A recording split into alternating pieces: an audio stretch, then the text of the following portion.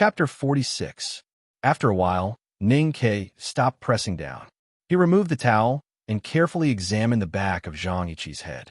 He used his fingers to push aside the hair and found that the wound where the nail had entered the skull had shrunk to a very small extent. The tiny blood spots had also solidified. If the coroner did not deliberately look for it with a light source, it would be extremely difficult to find. He looked down at the towel in his hand and found that there was a blood stain the size of a copper coin in the middle of the snow-white towel. It had turned black and looked like a rotten winter sweet. Strangely, Zhang Yiqi did not die immediately. Instead, he struggled and convulsed on the short bed in pain. He wanted to howl in pain, but his voice was hoarse and weak. His eyeballs kept rolling upwards, revealing most of the white of his eyes. It was a horrifying sight. He felt a sharp pain at the back of his head and thought that Ning Ke had hit him with a stick. He did not know what was actually happening. If he knew that there was a nail in his head, he would probably be scared to death. Since you are ordered to do so, you should be prepared to die for others. But if you can run to your own carriage, perhaps I can spare your life. After saying this, Ning Ke untied the towel tied around his limbs and threw it into the bucket beside him. Then he disappeared into the approaching night. When a person was on the brink of death, any words he heard would be like the last straw in the raging yellow river. He would subconsciously do as the person said. Moreover, the censor was in so much pain that he could not think clearly. Even if he still had a little bit of rationality left in him, it would only be an instinctive reaction. Regardless of whether the cruel young man would let him go or not, he would definitely run to his own carriage to be safe. Ning Ke stood in the shadow of the bamboo, not far from the side door, and looked over. He realized that it was later than expected and could not help but frown. Just as he was worrying, he saw the censor, Zhang Yiqi, stumbling out of the side door.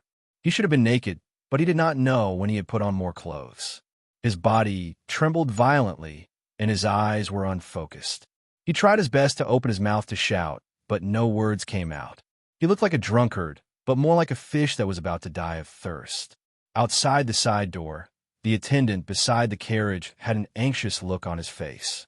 He did not notice anything strange at all and shouted, "Master, I heard that Madam has been confirmed and knows that you are here. She will bring those women here to make trouble. Let's go quickly." Zhang Yiqi rushed over, his footsteps unsteady. Just as he was about to reach the carriage, he couldn't hold on for the last few steps and directly fell to the ground. He reached out his trembling hand in despair, wanting to grab the clothes of the attendant. The eyebrows on his ashen face twitched, extremely distorted and ugly. Perhaps it was this frightening expression that scared the horse out of its wits. With a loud crash, the carriage collapsed.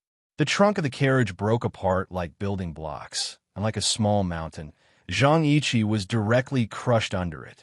As the dust settled, the few attendants and guards stood beside the broken carriage like fools. They looked at their master, whose face was bleeding profusely. It was obvious that he was no longer breathing. They did not understand what had happened. "Yes, we know that Madam is indeed ferocious. Master, you have drunk a lot of wine today, which magnified your fear. When you heard our shouts, you panicked and ran a little faster. But you, how could you just crash into the carriage? And how could this carriage be so fragile that it collapsed with just one crash?" The commotion at the side door had already alerted the hatchet men and stewards of the House of Red Sleeves. They surrounded the carriage with a pale face. They ignored the inarticulate explanation of the attendants and guards who were still panic-stricken. They directly restrained everyone present and sent someone to inform the Chong and local government. The onlookers did not know who the fat old man who was crushed to death by the carriage was. They only thought that he was an unlucky and pitiful whoremaster. They all pointed at him and talked about him. However, how could the people of the House of Red Sleeves not know his identity? A censor just died in front of their own brothel. How could they explain it? The censor, Zhang Yiqi, became the first official in the history of the Tang Empire to board a carriage in a panic because he was afraid of his ferocious wife. Unfortunately, the horse was spooked and died under the carriage. As the censor ran for the last time in his life, the real culprit, Ning Ke stood in the shadows and clenched his fists. He was silently cheering for the censor in his heart. Using a sharp blade to pierce through the cerebellum would give him a very short buffer time. He had tried it many times when he was learning how to kill a bison from the barbarian swordsman in the grassland. However, this was the first time he used it on a human. He did not know how long the censor, who was extremely weak, could last. It was a small gamble. It was not a problem for him if the horse spooked the carriage. Indeed, we should not underestimate the strong willpower of the officials who are afraid of death. Looking at the censor who had finally managed to run to the side of the horse carriage and was buried under a large pile of tattered wooden cloth, Ning Ke sighed silently.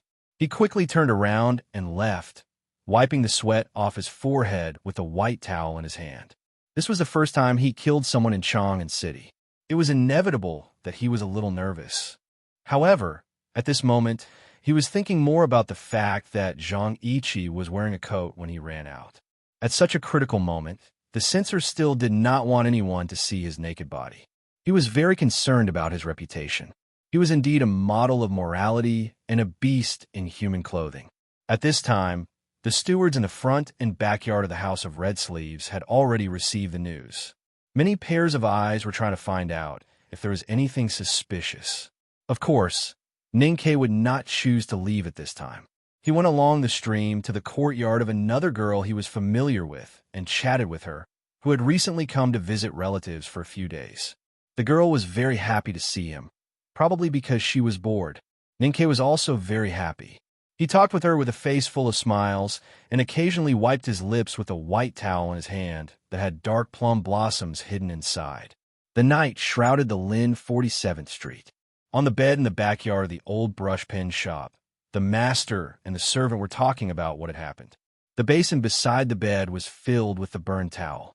Sang Sang wrapped the quilt tightly on the other side of the bed. She asked curiously, if this is called forging a crime scene, why didn't they just forge it into the wind on horseback? Ning Ke asked in surprise. Do you know what wind on horseback is? No. I've heard you tell me stories when I was a child. I've told you such stories? Well, maybe I've forgotten. If the censor got wind on horseback in the brothel, how could that madam not continue to make trouble? How could the imperial court not investigate? Once the real experts in the Ministry of Penalty are alerted, I don't have much confidence. Therefore, our most important goal is to let the Chang and local government believe that this is a traffic accident. Only a traffic accident will not alert the imperial court. But more importantly, this conclusion is the easiest for the Chang and local government to force the censor to shut up. Sang Sang was quiet for a long time. Then she said in a low and shy voice, "It's very complicated. I don't quite understand. Young master, you really think about many things. So you always don't think about things?" Ning Ke used Mistress Jian's method to deal with him.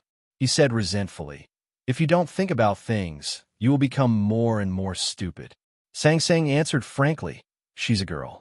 It's normal for her to be a little stupid. Don't people say that stupid girls are stupid girls?" Ning Ke was speechless. After a moment of silence, he asked with concern, "Are you tired of sending letters today?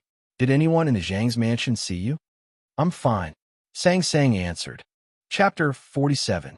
In the dead of night, Ning Ke lay on the bed and stared at the ceiling. He naturally thought that if Darky was still alive, Sang Sang would not have to take the risk to send a message to the Zhang mansion.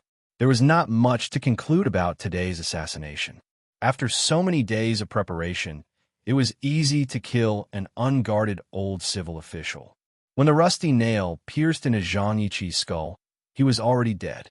There was no way he would leave anything that could harm Ning Quebec. The other methods were just additional actions. As he explained to Sang Sang, the imperial court expected the censor to die in a traffic accident rather than in a prostitute's bed. As for the feeling of killing someone, he did not feel much. His life in the Tang Empire began with a murder and grew up in countless murders. He had killed many people and used many more methods to kill people, many of which were more cruel and bloody than today's. Would he feel fear, nausea, and even fear of the dark after killing someone? This kind of situation could only happen to those scholars who immerse themselves in poetry. As for him, Although he would also participate in the academy entrance exam of the academy, he was not a scholar. He was a hunter who killed old hunters, a horse gang who killed young horse gangs, and a natural killer. But the person he killed today was, after all, a high-ranking official of the Tang Empire. He was the target of revenge that he had accumulated for many years. The blood that flowed in the general's mansion when he was 4 flashed across the ceiling, the old housekeeper and the little guy's shocked and lifeless eyes. Ning Ke laughed happily, feeling that the stuffiness in his chest had finally dissipated a little. On the other side of the bed, Song Song's little face was also full of smiles. She knew that he must be in a particularly good mood today, so she decided to wait until he killed all his enemies, including General Xiaohou, before she took out the box she hid under the bed and showed it to him. She believed that when he saw that piece of paper again, his feelings would definitely be different from now. The box contained some papers that Ning Ke had casually thrown away over the years, but they were very good in Song Song's eyes. The latest one was the funeral note that Ning Ke had written on the night of Zhuo Er's death. Ning Ke thought that the paper had been thrown away with the trash, but he did not expect that his little handmaiden had secretly hidden it. After a long period of silence, Ning Ke suddenly sighed and said with some regret, "I didn't think there was anything wrong with the poem you wrote last night. But when I read it in front of that guy today, I felt that something was wrong. Well, after thinking about it carefully, I felt that it was a little silly." Of course, he was referring to the poem, "Where Do I Come From to Take Your Life?" The monotonous repetition, the deliberate intensification, the clumsy and clumsy words were even worse than a limerick. However, the master and the servant were obviously lacking in literary talent. On the night when they came up with their revenge plan, they actually thought it was pretty good. "Then I'll make some changes," Sang Sang replied seriously. "Young master, what do you plan to kill the second person? Tell me the time, and I promise I'll fix it before that day." Finished editing before the deadline? Why did it feel like he was writing a magnificent masterpiece? Ning Ke thought silently, and then he replied with a smile, "In that case, there's no hurry. The second name on the paper seems to be a little troublesome, so I don't plan to do it for now. Let's wait until the matter with Zhang Yiqi calms down. Besides, I have to prepare for the academy entrance exam. When we were in the city of Wei, young master, you often worried that those old guys would die of illness or old age before you started your revenge. But since I've already waited for more than 10 years, I believe that old Master Hao Yin would definitely give me dozens of days." Revenge was a comprehensive project, especially when you were just a nobody, and the targets of your revenge were all bigwigs in the upper echelons of the empire. This project would be unimaginably complicated. Ning Ke didn't have the luck of a certain count, nor the forbearance of a certain eunuch, so he had to be more cautious. After staying at Lin 47th Street for 2 days, he went to the market to inquire about the interesting things that happened in Chang'an City. He found that the death of the censor Zhang Yiqi didn't cause too much of a disturbance, but attracted countless gossip and ridicule from the people of Chang'an. There were countless versions of what happened at the side door of the brothel, but most of the narrators tended to link the censor's death with the misfortune of his wife. Just as Ning Ke expected, the powerful wife of the censor was now making a scene in the Chang and local government, but the House of Red Sleeves only closed for a day before reopening. It seemed that although the imperial court hadn't concluded the case, they basically thought that there was nothing suspicious about the censor's death. On the 3rd day, Ning Ke knew that he should go to the House of Red Sleeves again, or else the girls in the brothel and the maidservant Xiao Xiao would definitely find it strange if he behaved so differently from before. This time, he decided to bring Sang Sang along. Sang Sang tied up her hair and hid it under her hat. She changed into Ning Ke's coarse clothes and didn't need to disguise herself anymore.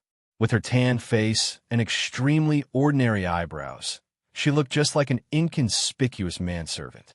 "It's not raining today. Why bring that to attract people's attention?" he said, pointing at the big black umbrella on Sang Sang's back. Sang Sang shook her head and insisted on her own opinion. Ning Ke ignored her, knowing that she was worried about the aftermath of the censor Zhang Yiqi's death. It was safer for them to bring the big black umbrella. However, he didn't expect that the moment they closed the door of the old brushpen shop, they were blocked by a group of people. This group of people were all strong men. In the spring, their chests were exposed, revealing their strong chest muscles and 2 or 3 strands of black chest hair to show their strength and bravery. There were 2 local government runners of Chong, and local government standing under the tree in the distance, looking at the people making trouble but expressionless. This showed that their bravery were recognized by the government. A vigilant look appeared on Song Song's face. She subconsciously stretched her right hand behind her back and tightly held the big black umbrella. Ning Ke, however, was not nervous at all. He looked at the 2 local government runners of Chong and local government standing under the tree in the distance and noticed that they didn't bring any chains or iron handcuffs. Then he guessed the origin of this group of strong men. The leader of the strong men was about 30 years old. He didn't yell and insult as Ning Ke had imagined, and then order his men to break into the old brush pen shop to smash and rob it. Instead, he politely cupped his hands and bowed to Ning Quebec. He said in a low voice, "You're the little boss, right? I came here a few days ago, but you were not here at that time, so I couldn't talk about some things." Ning Ke turned sideways and glanced at Sang Sang. When he was about to ask her about it, he suddenly remembered that she had mentioned it to him. He turned around and looked at the man, answering gently, "What can I do for you, big brother? I believe by now you should know why you're the only shop on Lin 47th Street. The man directly stated his conditions. "I'll buy out your shop contract with 200 taels of silver. You can go find another shop. If there are any losses in the process, you can tell us. If it's reasonable, we're willing to pay for it. We only have one request for you, and that is to move out immediately." These conditions were really good. Ning Ke sighed with emotion as he looked at this group of men. He thought to himself that Chong was indeed the most benevolent city under the rule of the emperor. Even if they were to do a demolition, it was still so generous. Chapter 48. Ning Ke looked at the man and said sincerely, "I have to admit that your conditions are excellent." The man replied with a smile, "I work for the government, so of course I have to do a good job. Little boss, let me tell you, the imperial court is not short of money, so I won't take too much from you. As long as you are willing to move out, we can discuss the price. In short, it's good for you, good for me, and good for everyone." The price offered by the man was very fair, even beyond the scope of fairness. If Ning Ke closed the old brush pen shop and moved out, he would not suffer any loss, and could even make a profit from it. Of course, he also understood that his shop was like a small card in the hands of the owner. Although it was not a big card, the owner would have more confidence when negotiating with the government. Otherwise, his small card would not be worth so much money. He subconsciously glanced at Sang Sang to see what she was thinking. However, Song Song's little face was still emotionless as usual, and he could not tell whether she agreed or disagreed with him. He wanted to say yes, but he thought of the middle-aged owner with a sword on his waist who entered the old brush pen shop on the first day of its opening, and felt that this matter was full of mystery. The man looked at Ning Ke and said with a frown, "Little boss, whether it's a deal or not, you have to say something, right?" Ning Ke moved closer to the man and said with a smile and a low voice, "Brother, I come from a small place, and I don't mean to go against you. I'm just a little curious. If it doesn't work out, what are you going to do?" If these words were said by a big-bellied shop owner, the man might really think that Ning Ke was provoking him and would have slapped him. However, Ning Ke had the advantage of a young face and a good attitude. After a slight pause, the man explained seriously, "It's inevitable to dump a few carts of garbage in front of your shop and throw bricks in the middle of the night. If you really make people angry, they might sneak into your shop and dirty the well in the backyard. Little boss, we rely on this to make a living." Upon hearing this answer, Ning Ke was slightly startled. He sighed silently in his heart. If there is a bright moon in the night sky of the Tang Empire, then the bright moon in the Tang Empire has indeed shone on the people of today, just like in ancient times. The men surrounding the old brush pen shop were obviously bad people in Jianghu, and they were working for the Yamen of Chong, and local government, and the shipping department of the Ministry of Revenue, which would be extremely troublesome. Ning Ke knew very well that even though these people were trying to persuade him nicely, if he really insisted on not moving, who knew how many dirty things would happen? He was not afraid of going against people from the Jianghu. The key was that he had just killed the censor and was about to participate in the academy entrance exam of the academy in 20 days. He did not want too many things to happen in between, so he could not help but be tempted by the suggestion. At this moment, a series of orderly footsteps came from the other end of Lin 47th Street, followed by an extremely sharp voice. The words spoken were extremely harsh, and revealed a sense of ruthlessness. Dumping garbage, throwing bricks, and polluting the well? Since when did you bastards become so daring? Or have you done it on Lin 47th Street before? If you have done it, why are your hands still on your wrists? A group of men dressed in green clothes, green trousers, and green cloth boots came from the other end of the street. The one who spoke had thin eyebrows, thin eyes, a thin voice, and a slim figure. His green clothes seemed to be swaying in the wind like a bamboo pole. He walked to the door of the old brush pen shop and first saluted Ning K with his hands folded in front of his chest. Then he turned to look at the men and said mockingly, "A bunch of hooligans in Southern City who can't make a name for themselves actually dare to imitate others and play forced demolition? Do you dare to do any of the things I have just mentioned in Lin 40th Street?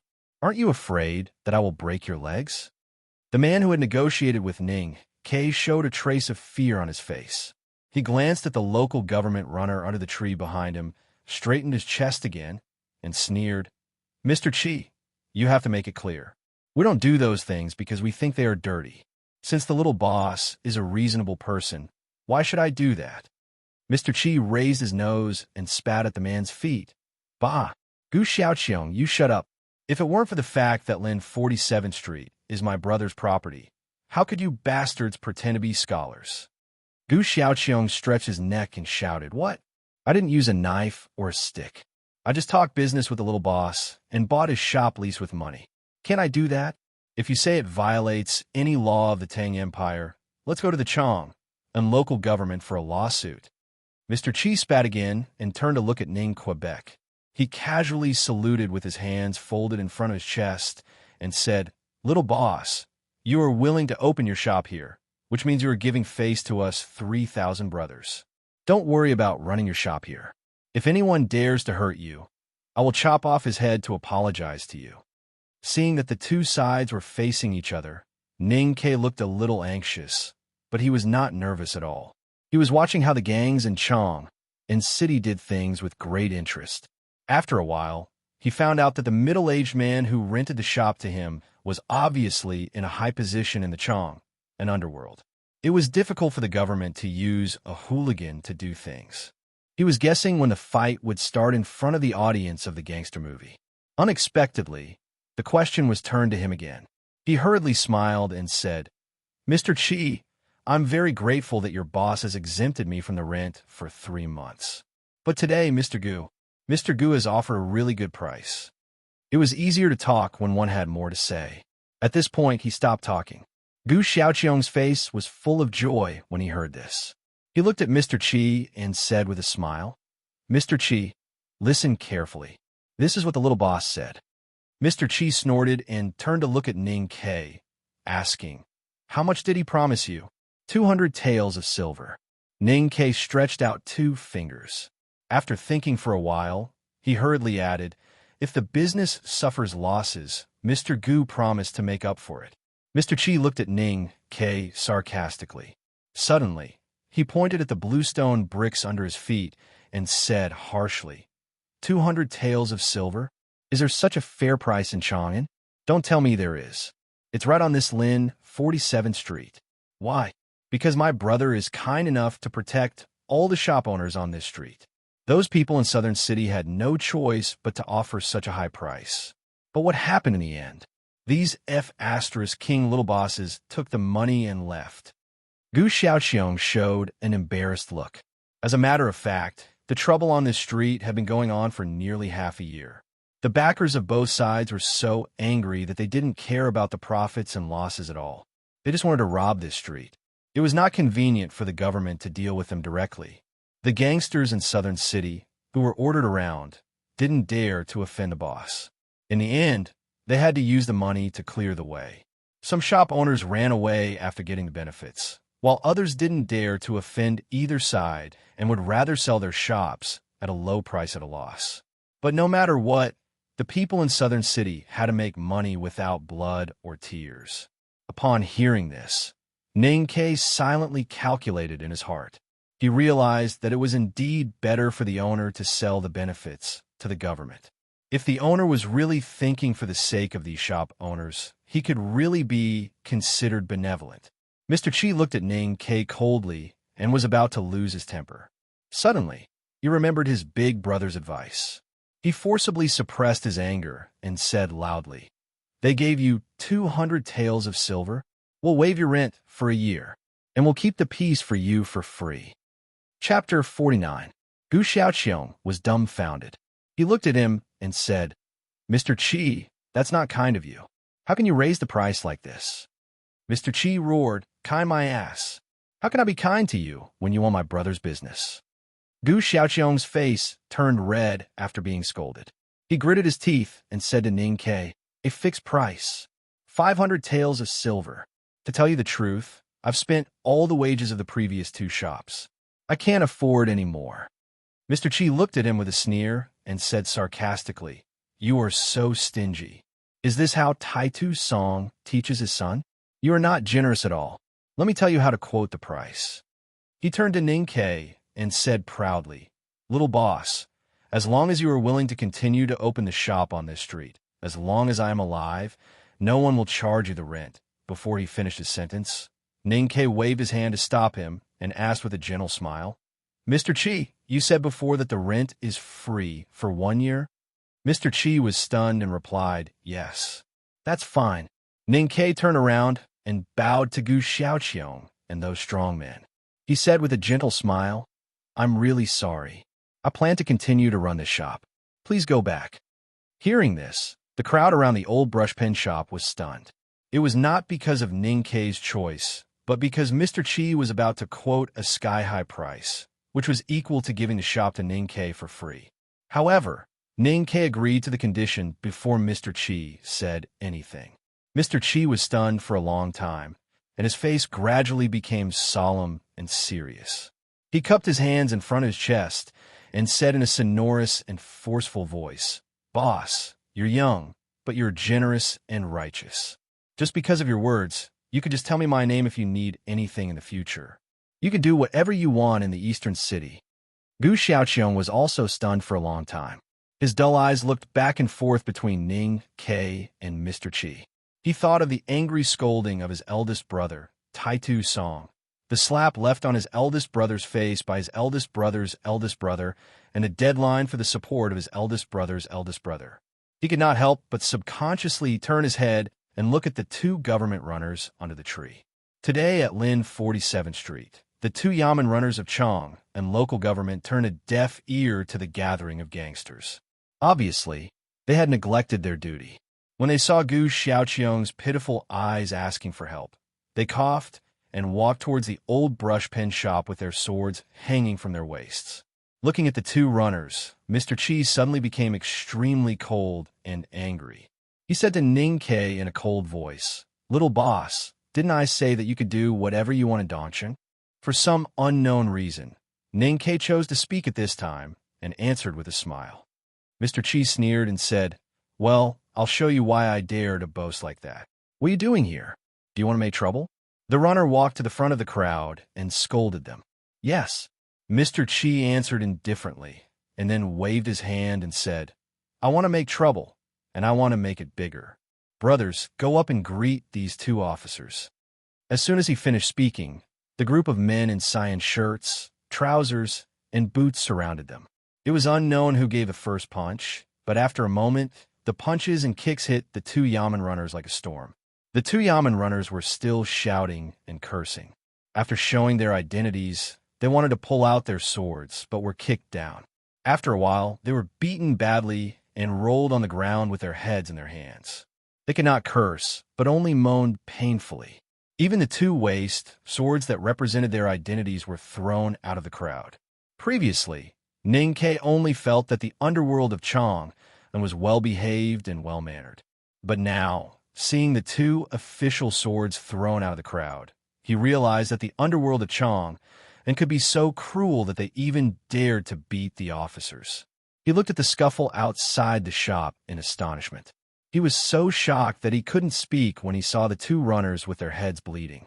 Gu Xiaoqiong and the gangsters from the southern city, who were standing not far away, had even more interesting expressions on their faces. Since they got involved in the matter of Lin 47th Street, they had not really confronted with the power of their boss. It was not until now that they knew how arrogant they were. "Well, stop fighting," Mr. Chi, who had been looking on coldly with his arms crossed, said, and the men in cyan clothes dispersed. He walked to the two Yamen runners and said in a cold voice, "You dare to kill my brothers. Don't blame me for being rude." The younger Yamen runner stared at his face and said, "You dare to beat officers. Just wait to be beheaded. Would you like to chop me to death now? Maybe it will be worthwhile." Ning Ke secretly sighed with emotion. Sure enough, the people of Chong and were so ambitious. Even a little Yamen runner could still be so tough under this situation. Mr. Chi squatted down and patted his face contemptuously. "Don't scare me with this. We're all dogs raised by adults. You two dogs only wear one more piece of clothing than me. Of course, your clothes are very expensive, so I dare not to kill you. But do you think those adults will care if dogs bite each other on the street?" After saying this, Mr. Chi turned around and bowed to Ning Ke, and then led his subordinates to leave arrogantly. Gu Xiaoqiong and the other gangsters of Southern City gathered together to discuss for a while, and then went forward to support the two badly wounded runners to leave. No one looked at Ning Ke and his servant, because they all knew that since Mr. Chi had spoken, it was meaningless to threaten Ning Ke before suppressing the opponent's momentum or killing him, except to make themselves look stingy.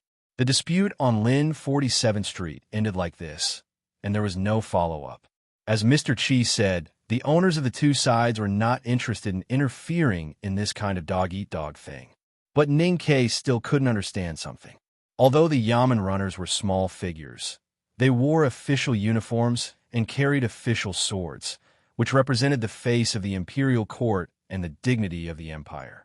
Even if the boss behind Mr. Chi, who was the middle-aged man who came into the shop to hide from the rain that day, had a strong background, it was still too arrogant to beat an officer in the street.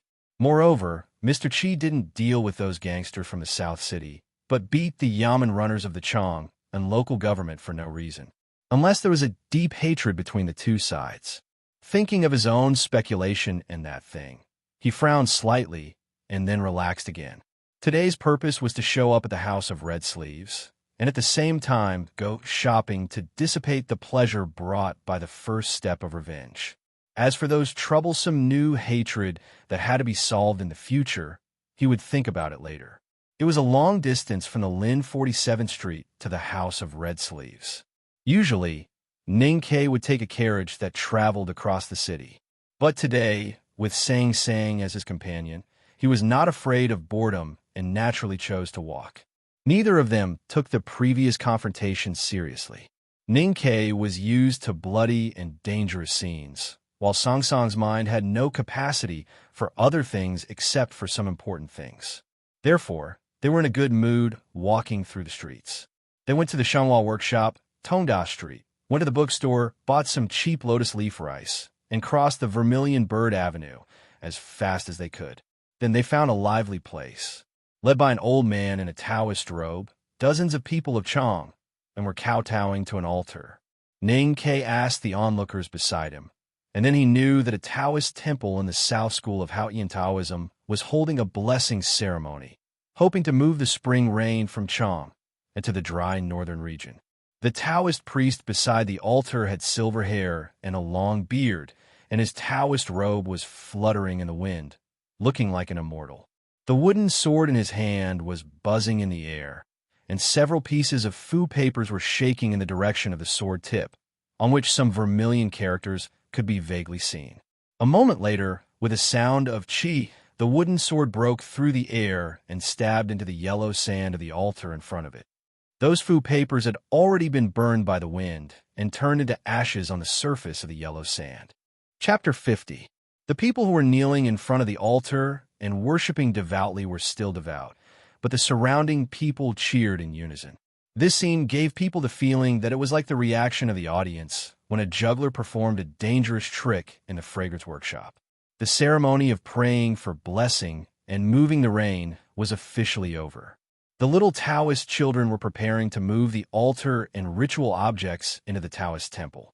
Unexpectedly, the skies suddenly darkened and the spring rain fell again. Sang Sang opened the big black umbrella with both hands and looked at Ning K proudly with her little black face. The onlookers who did not have umbrellas scattered and hid under the eaves of the street. They looked at the embarrassed Taoist children and even faintly heard some mocking voices. Looking at this scene, Ning K could not help but laugh. Suddenly, he thought of something. When he looked at the old Taoist priest in the drizzle again, there was more shock in his eyes than pity. He believed in his eyesight. The wooden sword and fu paper were not tricks, so it could only be cultivation methods. According to the knowledge taught by Liu Qingshun, even if the old Taoist had not entered the third state of cultivation, the no-doubt state, he had at least been immersed in the second state of perception for a long time. In the whole world, except for the West Hill, Chang, and was probably the city with the most cultivators. But he never thought that he would meet a cultivator while strolling around with Sang Sang. And this Taoist priest, who was about to enter the real state, even had to rely on these methods to perform. It was a pity that the Taoist temple wanted to use this method to attract believers, but Lord Hao Yin, whom they worshipped, did not give them face. Actually, even those sages who had entered the limitless state and Tianqi state, as mentioned by Liu Qingshun, did not have the ability to summon wind and rain, not to mention this old Taoist priest whose cultivation state was not high enough.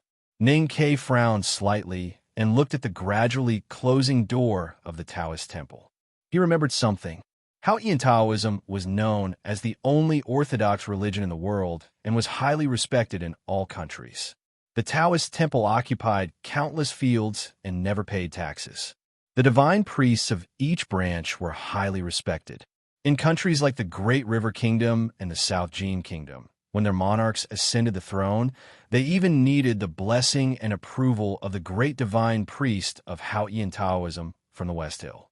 However, judging from the ridicule of the onlookers just now, one could tell that the status of Haotian Taoism in the Tang Empire was far lower than that of their counterparts in other countries.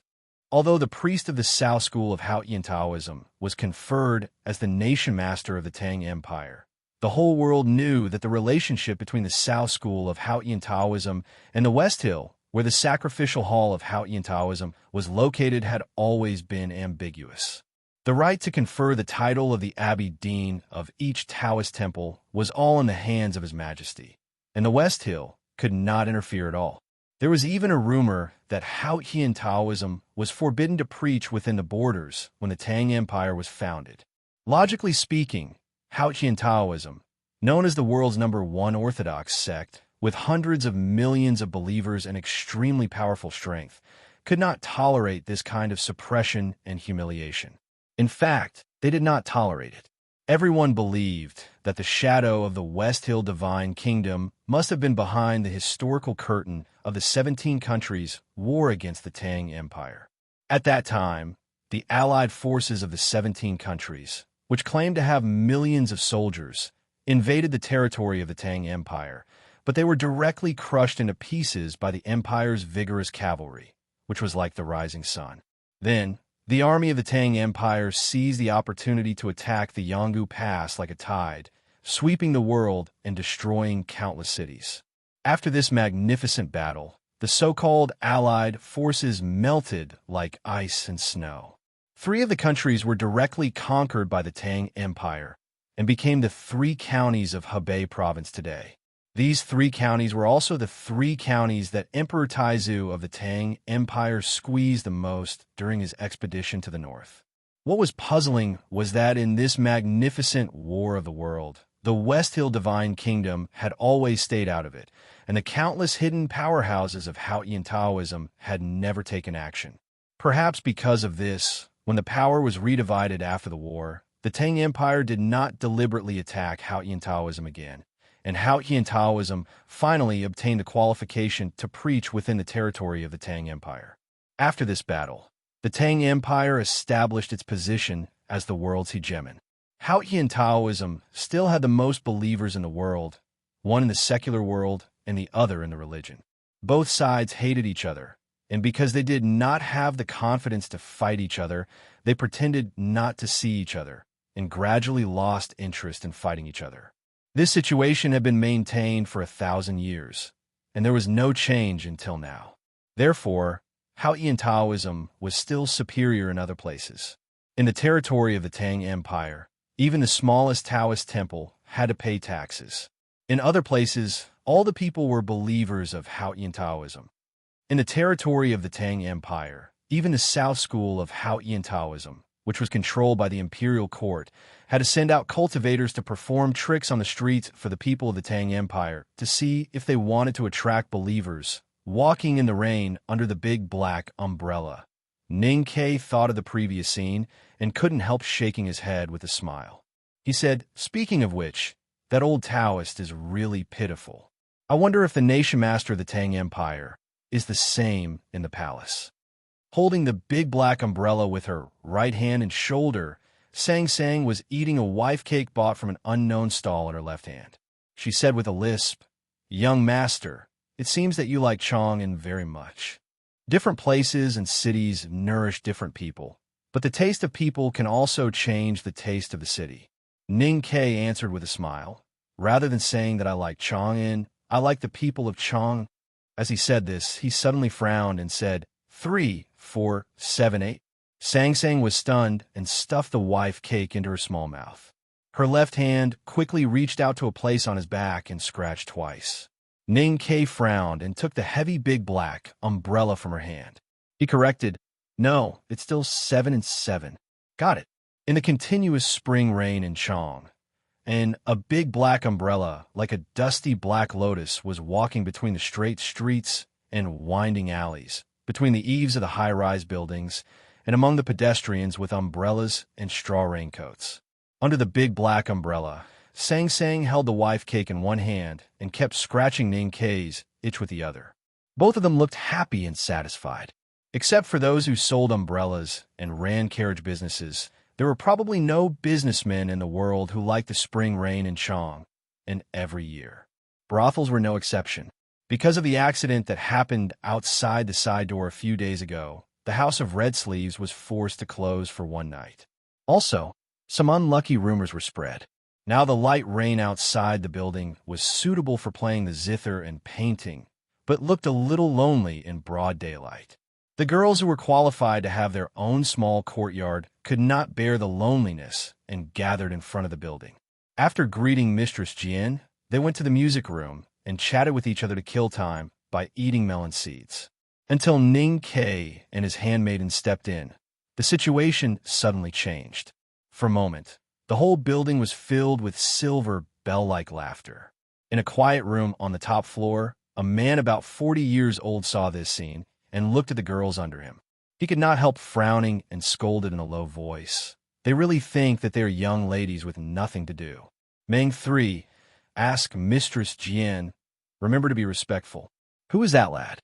If he has no background, drive him away. The young ladies I pay for are not here to chat with him. I advise you not to be rough with that lad, because he is my last tenant." Beside the small table, a middle-aged man looked at him and said with a smile. The sword at his waist was quietly placed aside. This man was the owner of all the shops on Lin 47th Street. Chapter 51. Ning Ke didn't know that the boss of the House of Red Sleeves was looking at him coldly from the top floor, and he didn't know that the boss was angry at him for teasing the girls instead of doing his job. He was still sitting beside Dewdrop as usual, chatting with her while discreetly asking if Zhang Yiqi's death had aroused any suspicion. "I like the way you smile. Look at your cute little dimples." Dewdrop rolled her eyes and said, "But then again, since you want to enter the academy, you have to study seriously. Otherwise, if you can't get in, people will definitely say that we girls have harmed you. How will you compensate us then? Don't talk about us. Ning Ke comes here every day just to chat with you. It has nothing to do with us." A girl joked. Dewdrop's words seemed to be joking, but in fact, she was really concerned about him. Ning Ke felt a little warm in his heart. He smiled and replied with some nonsense like, I prepare my homework and don't worry. Sang Sang lowered her head to eat melon seeds and chatted with the maidservant Xiao Xiao. She thought that her young master's words were not nonsense, but lies.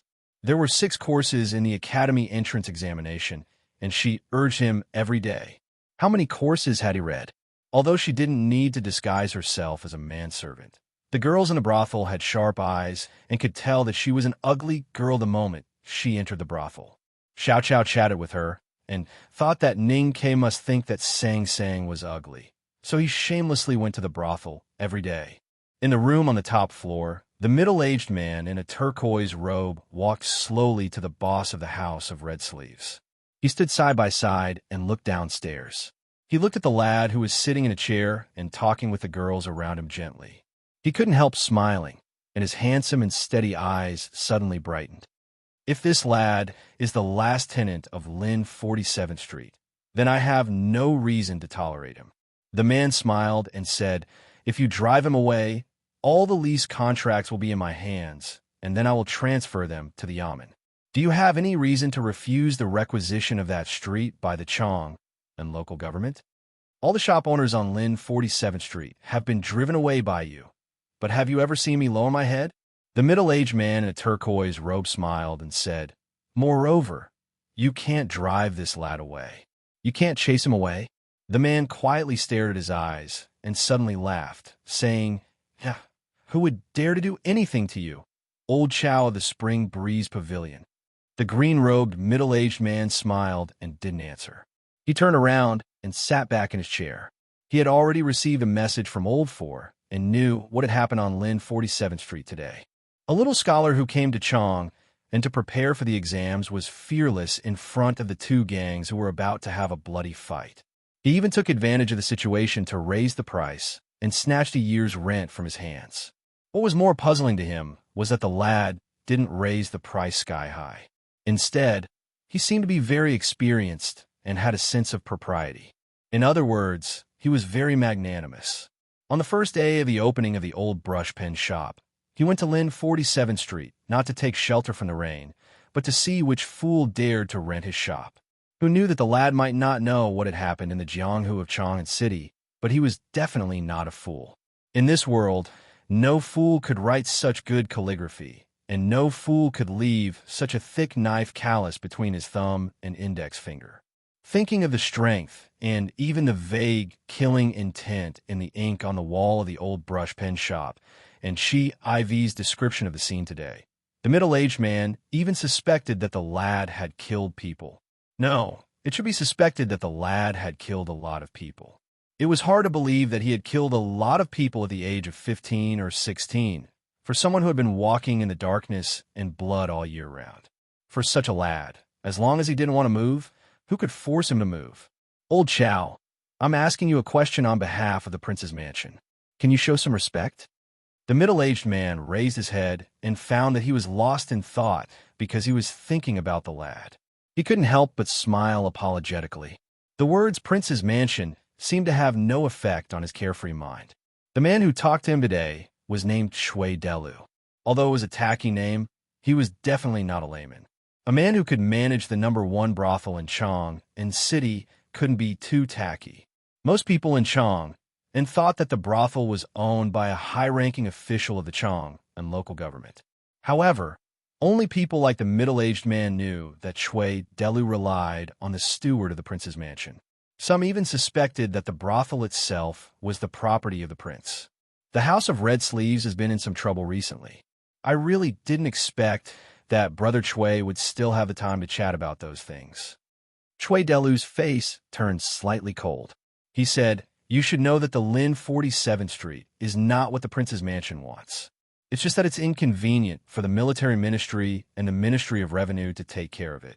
So it was handed over to us who ran errands, who knew that you've been stubbornly refusing to let it go, which made the officials in the ministry unhappy. That's why the matter has become so serious. A few days ago, the Chong and local government tried to clean up your place, but you took the blame. In the end, even the Yulin Royal Guards were dispatched. Hearing the words, Yulin Royal Guards, the middle-aged man frowned slightly, as if he was feeling a dull pain. Seeing his expression, Chui Delu changed the topic and said with a smile, "Of course, you should know that the prince's mansion has to receive some benefits for helping those two departments. However, the steward said that the prince likes you more. He once mentioned your name after drinking, saying that you are well-behaved and know your limits in Chong and City." The middle-aged man remained silent, but the dark color between his eyebrows became more and more conspicuous. Chui Delu continued to say seriously, "You also know that a censor died in my brothel 2 days ago. It's very troublesome. That unlucky censor died a violent death, but his family made a fuss to the Chong and local government. The prince and the censor were old friends, so he couldn't talk to them at this moment. Therefore, I have to deal with it myself. If you have a way to settle this matter for me, then I won't meddle in the affairs of the Lin 47th Street anymore." Although the other party was just a brothel owner, and although he kept saying, I, the middle-aged man was very clear that the other party represented the prince's attitude, and the voice came from the prince's mansion. After pondering for a while, he smiled and said, "Even if your highness and the censor were old friends, it's too easy to settle this matter. Why do you need us who are in Jianghu to do it?" Chui Delu said with a gloomy face, "Do you really not understand, or are you pretending not to understand? If it's the former, then from now on, you, old Chow from the Spring Breeze Pavilion, will not exist in my eyes because you're too stupid. If it's the latter, then from now on, you, old Chow from the Spring Breeze Pavilion, will not exist in my eyes because you're too smart and don't know how to appreciate favors." The middle-aged man calmly replied, "The matter of the Lin 47th Street is not a big deal to the prince, and it's also not a big deal to me, old Chow from the Spring Breeze Pavilion. If the imperial court really needs it, I'm willing to offer it with both hands, but you shouldn't use this matter to pressure me. The rule of the Spring Breeze Pavilion is not to participate in the struggle of the imperial court, whether it's your highness, the military ministry, or the Ministry of Revenue. As long as it's related to these things, I'll go as far as I can. The more you pressure me, the farther I'll go. You, old Chow from the Spring Breeze Pavilion, are the leader of the biggest gang in Chong and City, with thousands of subordinates following you to make a living. The imperial court has given you the work of transportation and escort, but you say you want to leave? Do you think you can leave by yourself? Where do you want to go? Where can your 3,000 subordinates go? The prison of the Ministry of Justice or the prison of the Frontier Fortress?" Chui Delu stared at him with gloomy eyes and said, "In the past few years, the imperial court was peaceful, and it might be possible to be wise to protect oneself. But now the fourth princess has come back, and she is determined to protect her own brother to be the crown prince. But she has forgotten that the empress is still on the throne, and the empress also has a son. Of course, these family affairs have nothing to do with you. But at this time, if you still don't show your attitude and become a dog of any family, then no family will tolerate you. As a dog, it turns out that I have to find a master." The middle-aged man let out a long sigh, looked at him, and asked, "So you want to subdue me for his highness?" "Yes. Now all the people in Chong and City who are qualified to speak are suppressing you. Why? Because you're a dog without a master. In this case, if you're willing to rely on any family, whether it's the military ministry or anyone else, as long as you have a master, others will have to consider the person holding your leash if they want to beat you. Can I ask a question?" The middle-aged man suddenly said with a smile, "Please, between the empress and the fourth princess, who will His Highness support?" Chui Delu said decisively, "Of course not. His Highness will always be loyal to His Majesty. As long as His Majesty says yes, His Highness will support that person." After hearing this answer, the middle-aged man was silent for a long time, and then he slowly raised his head and replied with a smile, "Sorry, as a man of the Tang Empire, I'm really not used to being a dog." Chui Delu was stunned, forcibly suppressed his anger, and bitterly persuaded, in this life people will always be dogs, and some people want to be dogs but can't. The middle-aged man stood up, tied his sword to his waist, and elegantly cupped his hands and said, "Mr. Chui, you're really not a competent lobbyist, because you don't know the character of old Chow of the Spring Breeze Pavilion." Chui Delu's face was a little ugly, and he stood up and said in a low voice, Are you worried that this decision won't convince the public? Don't worry. His Highness has said that as long as you're willing to bow down, even if it's symbolic, he will let the military ministry give you an explanation and give you two heads. You're a grand gang leader. Can't you control those lowly people? At this point, he no longer cared about using the steward of the prince's mansion as a filter and directly mentioned His Highness. However, it seemed that the middle-aged man didn't hear it all and directly walked out of the door. No one noticed that when Chui Delu said the four words Grand Gang Leader, there was a trace of an incomprehensible smile between his eyebrows. Old Chow, stop right there. Chui Delu gloomily stared at the back of his head. It seems that you and your brothers have been doing well in Chong in these years and have long forgotten how to write the word awe. But I have to remind you that these nobles are the real nobles, and it's not a world that a cockroach crawling in the gutter like you can understand. The middle-aged man slowly stopped, but he didn't look back. Chapter 52. Chui Delu looked at the back of the middle-aged man and said coldly, I know what you are relying on. Chong 3, Chi 4, Lu V, Phase 6, and Chin 7. I know you're good at fighting, and so are your brothers. But don't forget that Chong 3 and Phase 6 are the captains of the Yulin Royal Guards. Lu V is the leader of the Valiant Cavalry Battalion, and Chun 7 is an old man who retired from the bodyguard office. If the bigwigs lift their fingers, you will be pressed into the deepest part of the underworld and never be able to rise again. The middle-aged man suddenly turned around and looked at his eyes with a frown. These years, many of your most reliable and capable brothers died. Except for Chi 4, you can only rely on these guys. But you don't understand the power of the nobles. They only need to say a word or a piece of paper to trap your most reliable fighting force in the military camp. Once the bad guys in Chong, and who have been suppressed by you for more than 10 years, know this news, they will be happy to jump out and bite you. The middle-aged man was silent for a moment. His expression gradually calmed down, and he continued to walk out of the door. Behind him, Chui Delu sneered and said, Old Chow of the Spring Breeze Pavilion, you've stretched your hand too far, and you've even extended it to the imperial court. Now that you're surrounded by enemies, I'd like to see who can tolerate you. The middle-aged man put his right hand on the door and said, after a moment of silence, As long as God can tolerate me, I can live.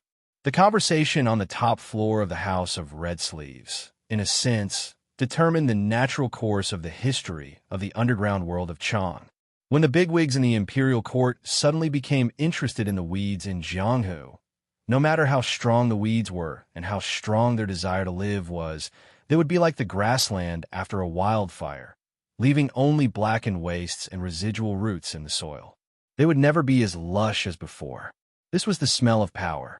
The wife of the censor Zhang Yiqi had been used to this smell all her life. So when Zhang Yiqi suddenly died, she couldn't accept the fact at all. She took the body of the old master home with the female army who made trouble in the brothel and cried for 2 days.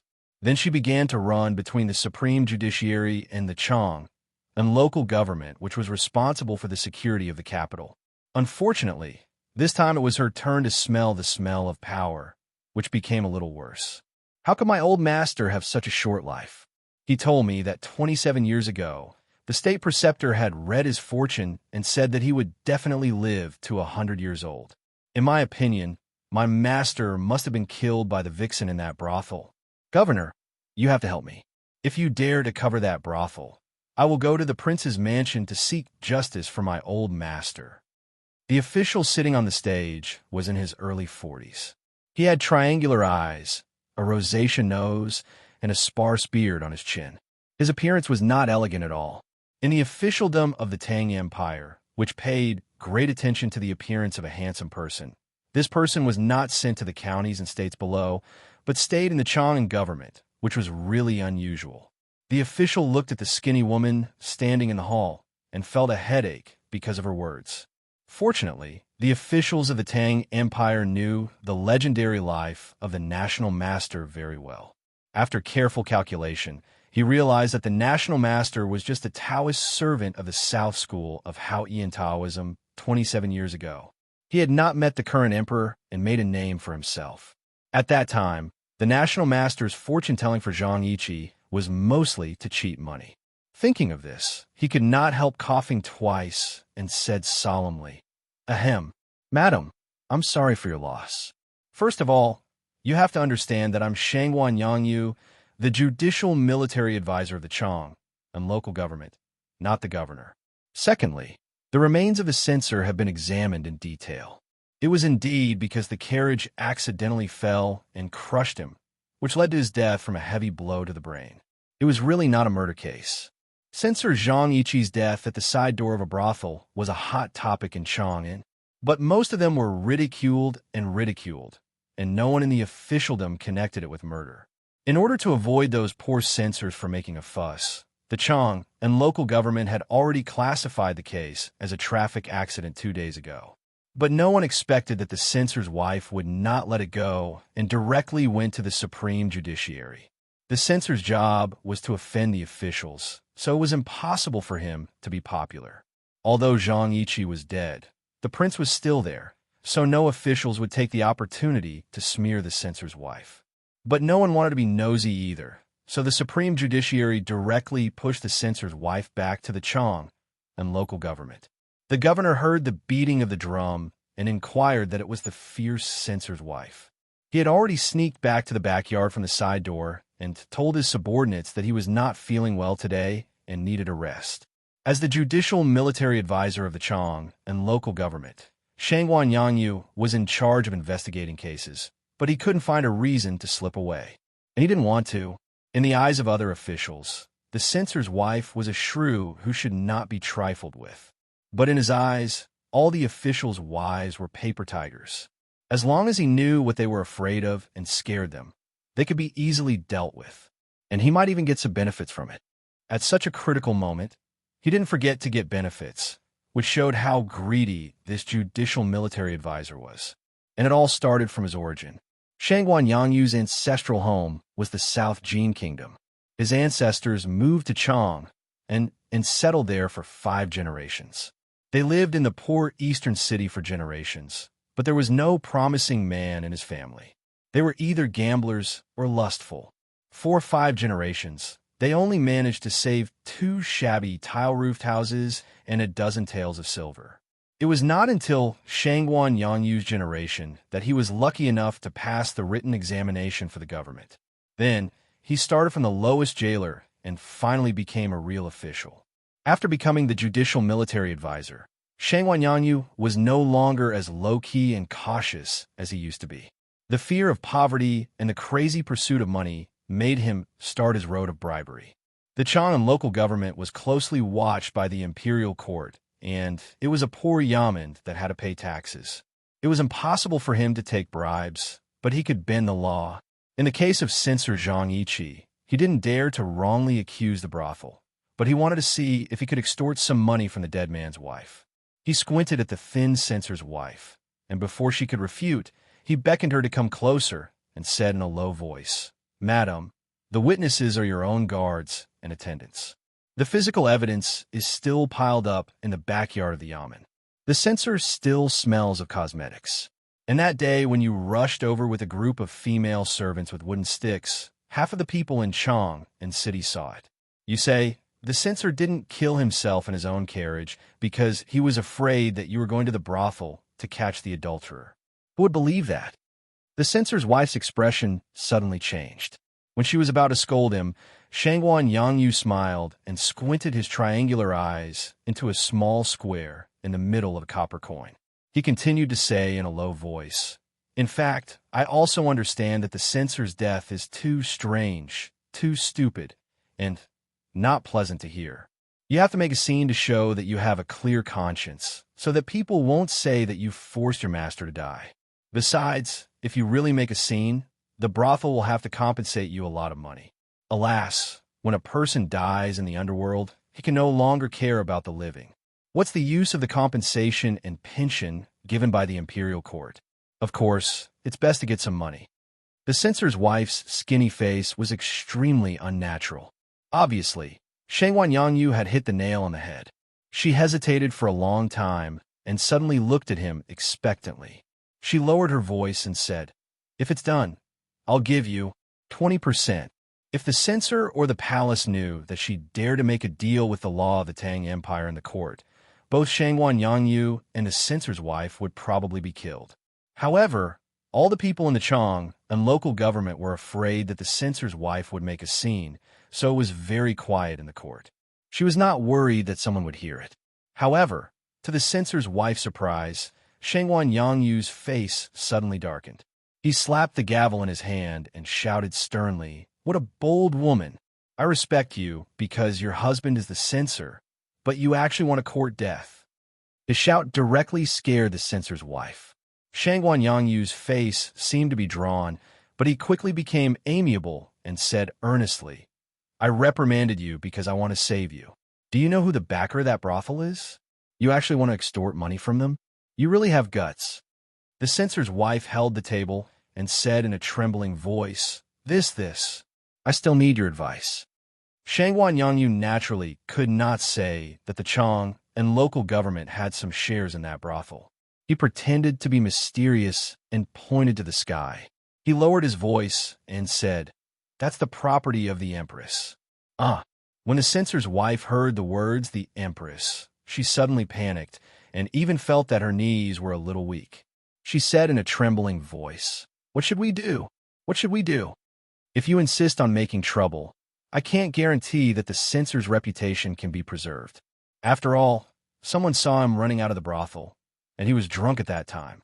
Shangguan Yangyu looked at her and said seriously, "If the palace knows that the censor visits prostitutes, even if he dies, he will be removed from his official position and all his posthumous salary.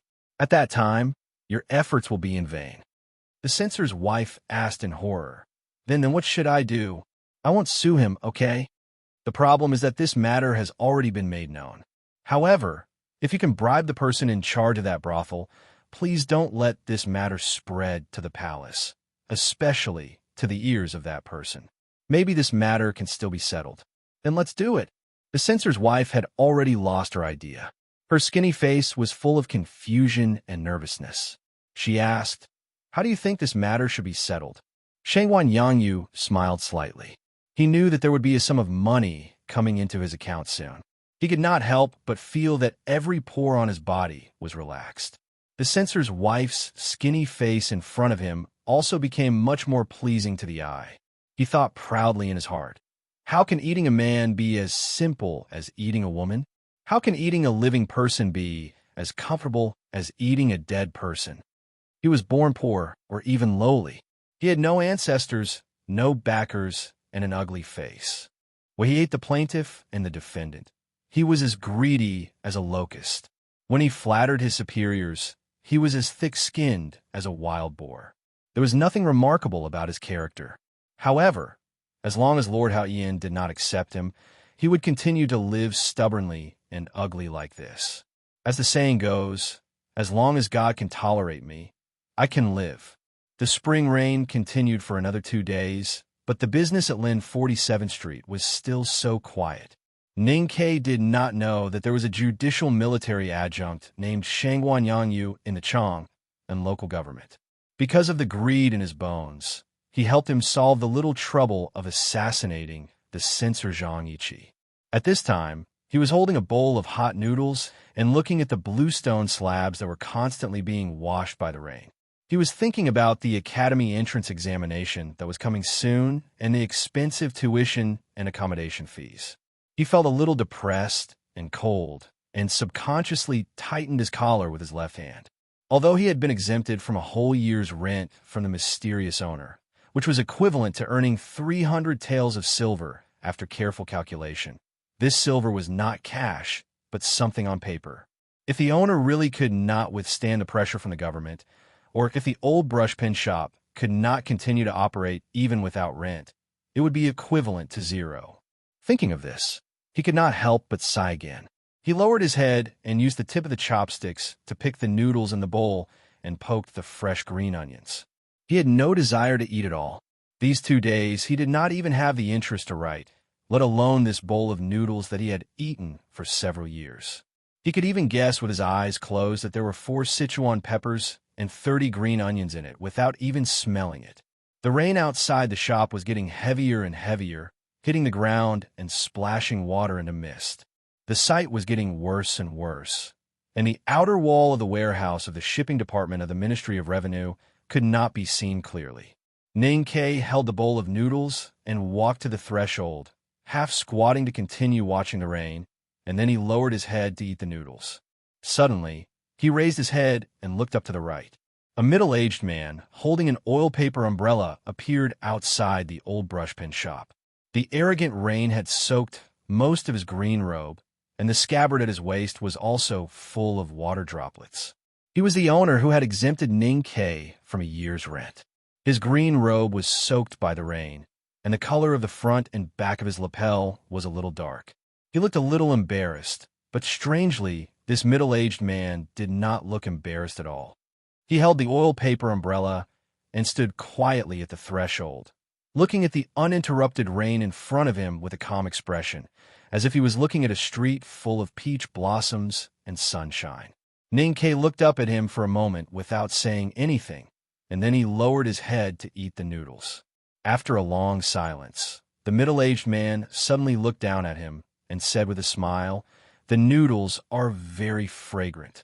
Ning-Kei squatted on the ground and answered, "I've eaten it too many times. No matter how fragrant it is, it's just like that. I haven't eaten it before. Although you exempted me from a year's rent, I'm not going to treat you to it. I like your writing." The middle-aged man changed the topic very quickly, like the dripping rain in front of them. It slid down the umbrella when it could not penetrate it. From this point, it could be seen that this person was used to giving orders and did not allow his subordinates to question his orders. "I like it too. It's very well written. I know my writing is very good." The middle-aged man smiled and said, "The murderous intent in the words is very strong. I rarely see someone with such a strong murderous intent." Ning-Kei lowered his head in silence. He looked at the bowl of noodles in his hand and asked, "Are you going to kill someone tonight?" The middle-aged man replied with a sigh, "Yes, God can tolerate me, but man can't, so I have to kill someone." Chapter 53. Ning-Kei looked up at him and asked, "If you want to kill someone, go ahead. Why are you standing in front of my shop?" The middle-aged man replied, "I'm waiting for the rain to stop, and I'm also waiting for a few people. When you wait for the rain to stop, it usually won't stop. When you wait for people to come, they usually won't come." Ning-Kei kindly advised, "There must be a reason why they don't come." The middle-aged man smiled and said, "But can you let me have a serious talk with you instead of probing like those sadhus? That's the right attitude. I don't like to walk around in Yinshan." Ning-Kei smiled and replied, "But I don't like to squat on the ground and talk to people standing because there's a height difference. You can stand up. Why don't you squat down?" The middle-aged man smiled and squatted down without any hesitation. The hem of his wet green robe covered the threshold of the old brushpin shop. Then he looked at Ning-Kei's young face and said seriously, "I'm having a hard time now." Ning-Kei lowered his head and ate his noodles, waiting for him to continue. "Many bigwigs want me to declare my position, but I can't do so in my current situation. So I'm being besieged now. My brothers and I have done things cleanly, and it's not convenient for the government to punish me with the law of the Tang Empire. So they've decided to kill me tonight. My opponents in the south and west city have all rushed here during the night rain. What about the people you're waiting for? Well, my brothers died a few days ago. Most of the remaining brothers have jobs in the government. Those big shots can easily use their jobs to trap them in the barracks and yamen. That's why I don't have many people here tonight." The night rain continued, and it seemed to be getting stronger and stronger. It seemed like the person the middle-aged man was waiting for would not arrive, but he did not seem to care. He just calmly and gently talked about the situation he was facing, without any concealment. Then he looked at Ning-Kei beside him and said with a smile, "But none of this is a problem. My problem tonight is that I need someone by my side, but I can't find that person." Ning-Kei glanced at the sword at his waist and guessed that it should be very small. He asked, "What kind of person do you need by your side? Fast, fierce, and brave enough. I can't blink when I kill, and I can't let anything fall on me. Not including the rain, right?" "Of course not. That's not a high requirement." Ning-Kei scratched his damp hair and asked, "Why me?" The middle-aged man's eyes fell on his right hand, which was holding the bowl, and said, "I've inquired about something. Although the woodcutter of Shubi Lake is not famous in Chong, and I know very well what a teenager who specializes in killing horse gang can do."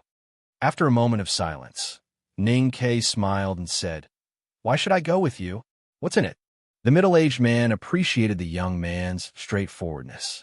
He flicked the rainwater off the oil paper umbrella and said with a smile, "No one in Chong knows my trump card. If I win tonight, I'll reveal my trump card. Then you'll know that I'm really a big thigh, and it's worth it for you to hug it. Since tonight is so dangerous, why don't you use your trump card first? Because a trump card isn't a card, it's a person. I can't order him, but he can order me. He needs me to win tonight's battle, because he wants to see if the opponent has hidden cards in his hand. Well, I'm really tired of this style of conversation. I just want to say that you may be a big thigh, but it's not very attractive to me. Since you know about the faraway Shubi Lake, then you must know that I once had the opportunity to hug a seemingly thin, but actually one of the thickest thighs in the Tang Empire, but I didn't do it."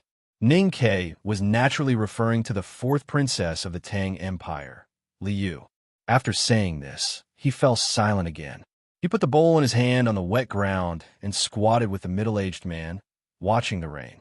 At this moment, he suddenly thought of a scene in a story that he liked very much and thought of Darky's instructions in the small restaurant.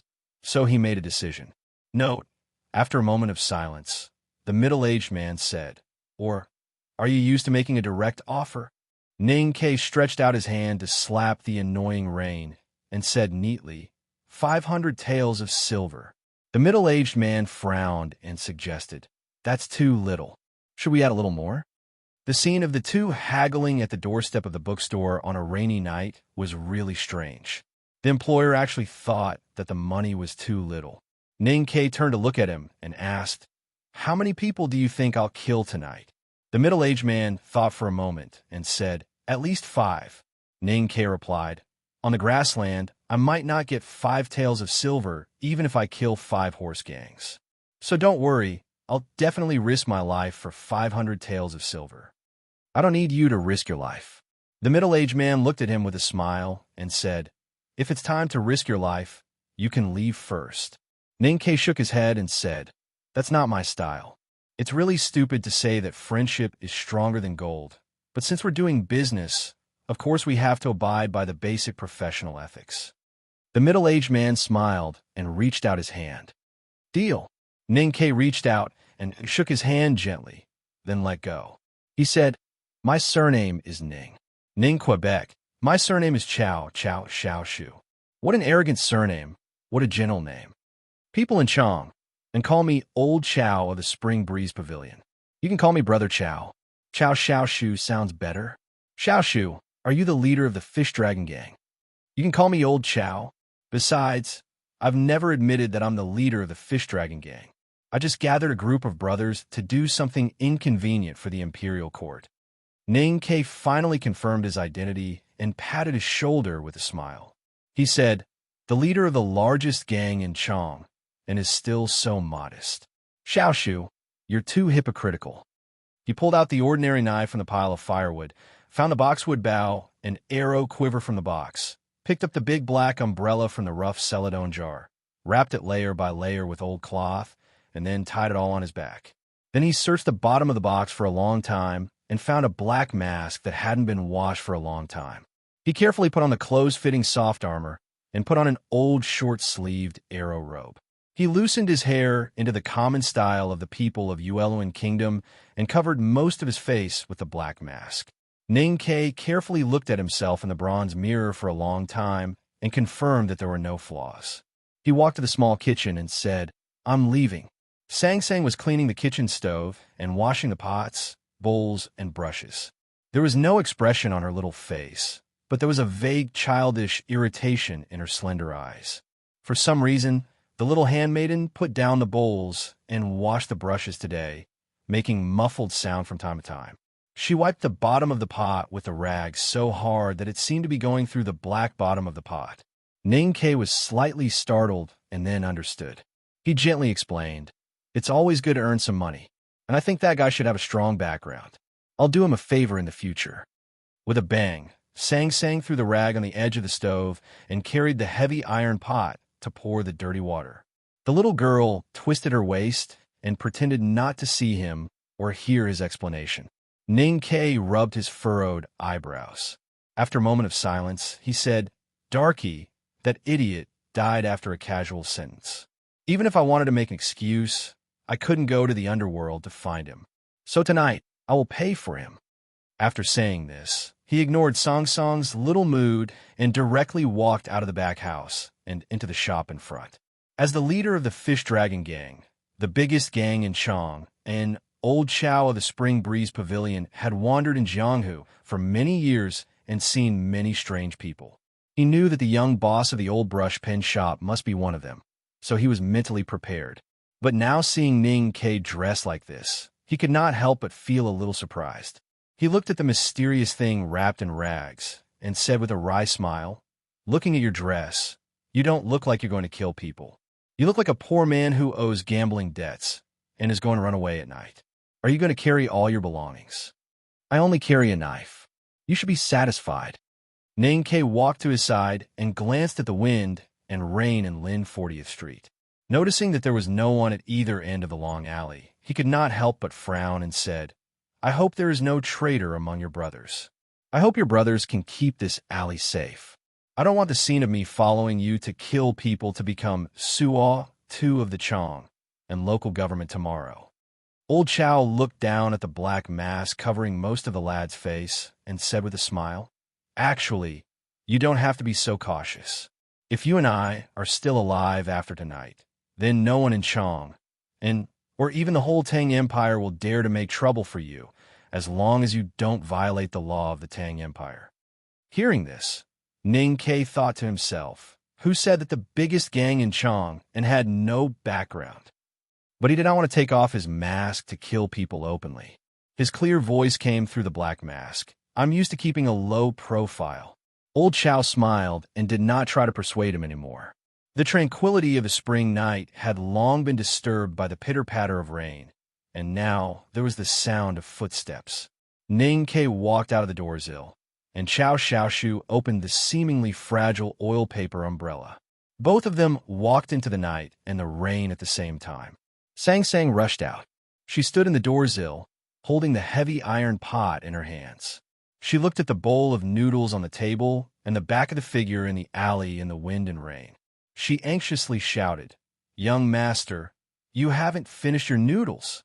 Ning Ke looked back at her with a smile and said, "Leave it there and continue to eat when you come back." Sang Sang held the big iron pot and leaned her thin shoulders against the shop door, which was wet from the rain. She shouted, "It's not good when it's cold." Ning Ke waved his hand forcefully and replied with a smile, "Then cook another pot and wait for me to come back to eat." Sang Sang tightly pursed her lips and stared blankly at him, turning around and leaving. Finally, she shouted, "I'll put more spring onions in it. Young master, remember to come back to eat it." Ning Ke did not answer her, but the smile in his eyes outside the black mask became more and more obvious. Looking at the increasingly dark alley and the increasingly heavy rain, he suddenly asked, "Xiaoshu, where are we going now?" "Spring Breeze Pavilion." Old Chow calmly replied, "My home is there, and so is my enemy. Besides, I still suggest you call me Old Chow, because you are a small tree." It was still raining in the alley. No one knew what was going on in Spring Breeze Pavilion. Chapter 54. Most people in Chong and knew that for some unknown reason, Old Chow of Spring Breeze Pavilion was reluctant to mention the name of his gang, the Fish Dragon Gang. He preferred to call the biggest gang in Chong and Spring Breeze Pavilion. Many people guessed that it was because he had lived in the Spring Breeze Pavilion Hanger Street since he was a child. His enemies secretly ridiculed him, thinking that he had killed too many people, made too much money, and done too many bad things. But he didn't want others to call him vulgar, so he insisted on associating himself and his gang with the seemingly elegant name of Spring Breeze Pavilion. Spring Breeze Pavilion was located in the slum area of Eastern City. Its buildings were dilapidated. From day to night, it was full of peddlers and idlers. It couldn't even be called quiet, so it was not elegant at all. But today, the area of Spring Breeze Pavilion was extraordinarily quiet. It was so quiet that the sound of rain falling was like thunder. It was so quiet that the sound of cold wind blowing through the shabby pancake shop signboard was like the sound of pines. From the Hanger Street to the Hanger Street, there was no passerby walking in the rain. Not even the cry of a baby could be heard. It was as if nothing existed except for the wind and rain and the streets shrouded by the chilling atmosphere. It was deathly quiet. The distance from Lynn 47th Street to Spring Breeze Pavilion was not too far. The two people walked slowly like tourists. It didn't take them long to enter the quiet street and dark alley. The Spring Breeze Pavilion ahead was hidden in the darkness and the sound of wind and rain. They could only vaguely see a shabby pavilion, but they didn't know how many enemies were also hiding inside and outside the Spring Breeze Pavilion. Ning Ke, wearing a black mask and carrying a lot of things on his back, walked behind Chao Xiaoshu with an oil paper umbrella. He played the role of a waiter very well. No one knew when he had taken the umbrella from Chao Xiaoshu's hand. Chao Xiaoshu, as usual, walked with his hands behind his back. Even though his cyan robe was mostly wet by the rain from the oil paper umbrella, he still wore a faint smile on his face, which illuminated the wind and rain outside the umbrella to some extent. It was deathly quiet around the shabby pavilion. The people lying in ambush here didn't expect that there weren't 3,000 brothers in cyan robes as they had imagined, but only Spring Breeze Pavilion's old Chow alone. Then, accompanied by wind and rain, he broke in with a silent teenager. After a long period of silence, after confirming that only old Chow and Ning Ke of the Spring Breeze Pavilion were there, the enemies hiding in the night wind and rain no longer hid their whereabouts. Accompanied by the continuous footsteps, the patter of the soles of the boots on the shallow water, and the grinding sound of the sharp knives being slowly unsheathed, hundreds of solemn-looking Jianghu men walked out from the back of the pavilion and from the side of the house from the alley. Old Chow and Ning Ke of the Spring Breeze Pavilion stood not far from the shabby pavilion, quietly watching the dense crowd coming from all directions. Chao Xiaoshu smiled and did not ask whether the lad behind him was afraid of such a boring question. He raised his arm to wipe the rainwater off his face and pointed to a slightly plump middle-aged man in the middle of the crowd. This man is called Lord Meng, the head of Southern City. The bald man beside him is called Taitu Song.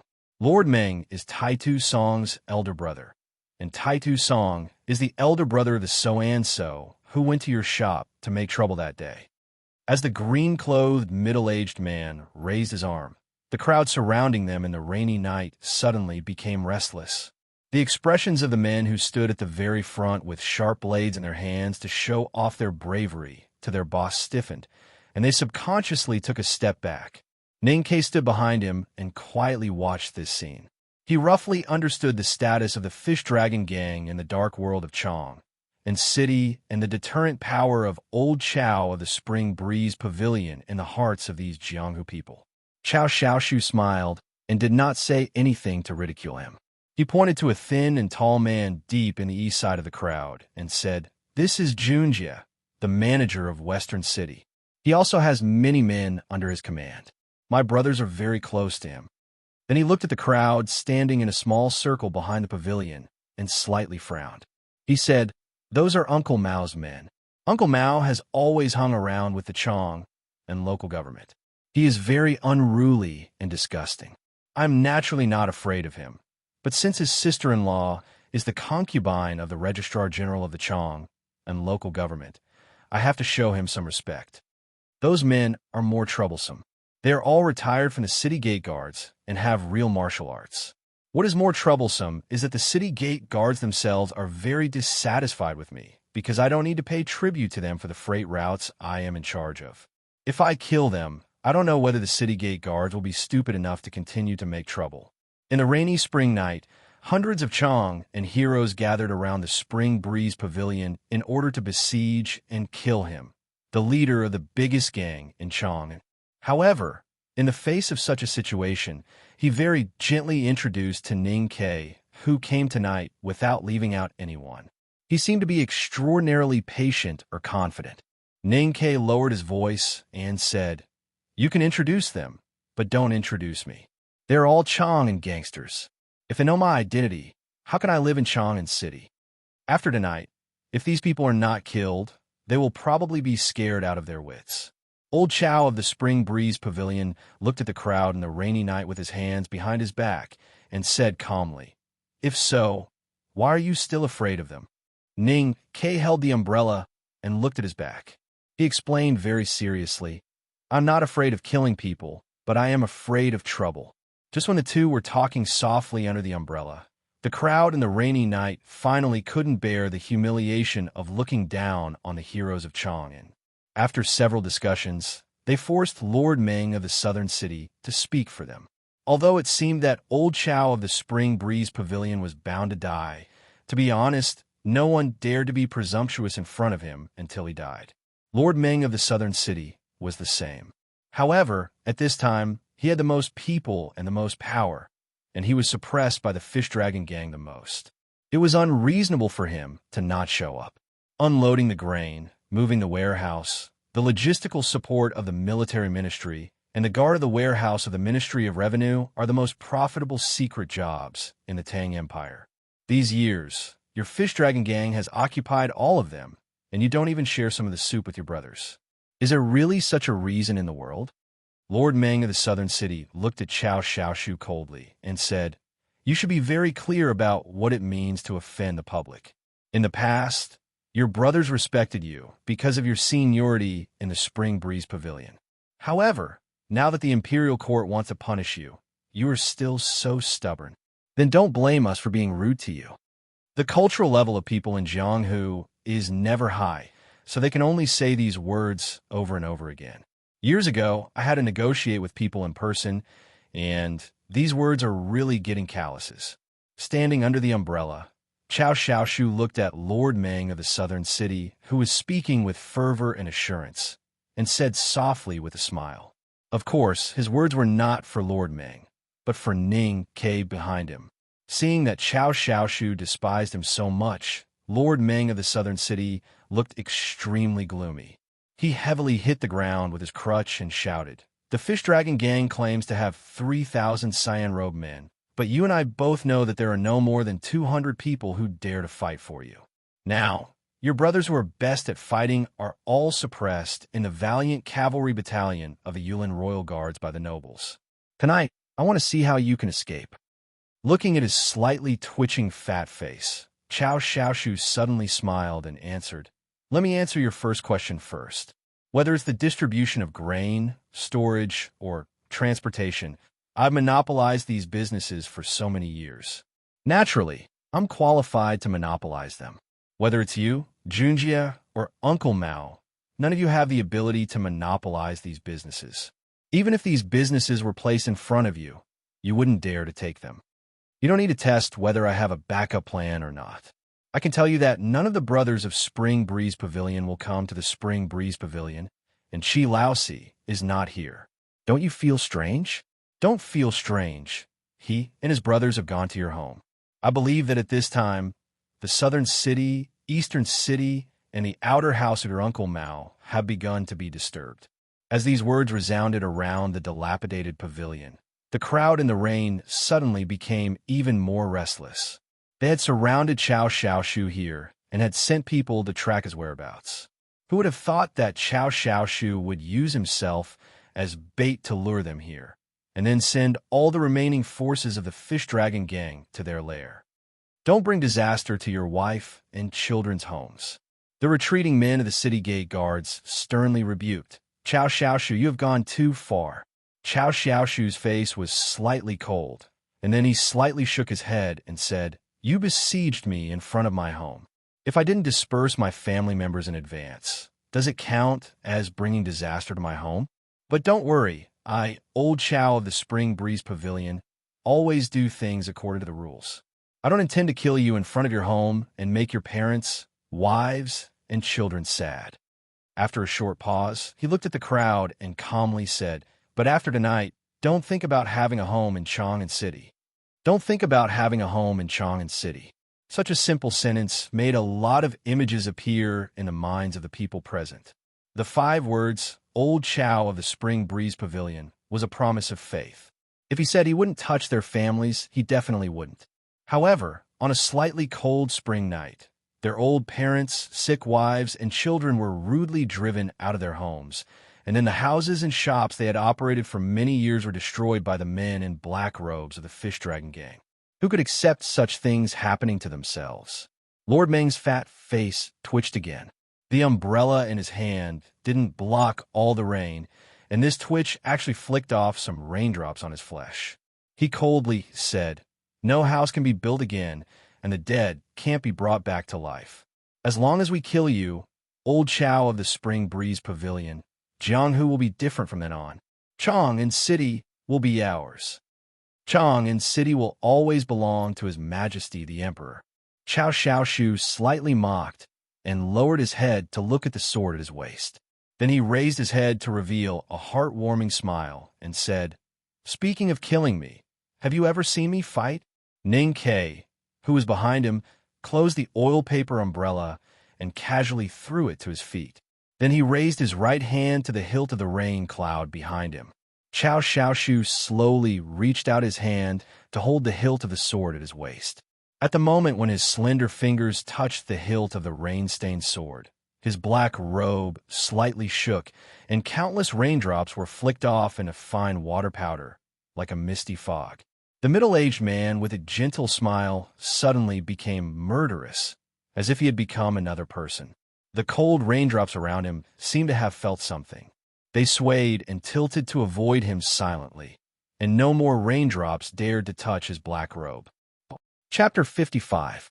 Over the years, the whole Chong and city had been dominated by the Fish Dragon Gang. Everyone knew that there were a group of fierce characters in the upper level of the Fish Dragon Gang who were good at fighting and totally different from ordinary gang members. Chong Sanlong, Chi 4 Ruthless, Lu Vi Hung, Phase 6 Ferocious, and Chen 17. Except for Chi 4, who climbed up from the bottom of Jianghu and was known for his viciousness. The rest of them could easily make a name for themselves in Jianghu, in West City, or South City. Many people thought that they would not be satisfied with their current positions and would leave the Fish Dragon Gang to seek their own opportunities or even to betray and rise to the top. However, after so many years, these 5 men still follow their eldest brother closely and never left him, because their eldest brother was Old Chow of the Spring Breeze Pavilion. Few people in Chong and city had seen Old Chow of the Spring Breeze Pavilion fight. To be more precise, those old people who had seen Old Chow's fight years ago were all dead. But no one dared to despise him, and no one would think that he was a paper tiger who only talked about brotherhood, but had no powerful means. Because everyone knew that the sword on the waist of a character who could suppress Chong San and others could not only be a scholar's ornament. The name of Old Chow of the Spring Breeze Pavilion was a shadow floating over the heads of all his enemies. They wanted to see what kind of wind and rain he would bring when he unsheathed the sword on his waist, but no one dared to try, because they knew that once the sword was unsheathed, the night of Chong and would usher in a bloody storm. Feeling that all the people on his side were shocked by Chow Xiaoshu's action of holding the sword, Lord Meng of Southern City widened his eyes and roared in a stern voice, "He is only one person, not a god. Go!" There was never a lack of hot-blooded reckless men, hidden ninjas looking for an opportunity to kill a legend in Jianghu to become famous, and followers who were encouraged by the number of companions around them. With the shout of Lord Meng in Southern City, hundreds of gang members of Chong and city raised their steel knives and rushed over from all directions while shouting, "I just want to go home," Chow Xiaoshu said as he looked at the enemies rushing towards him.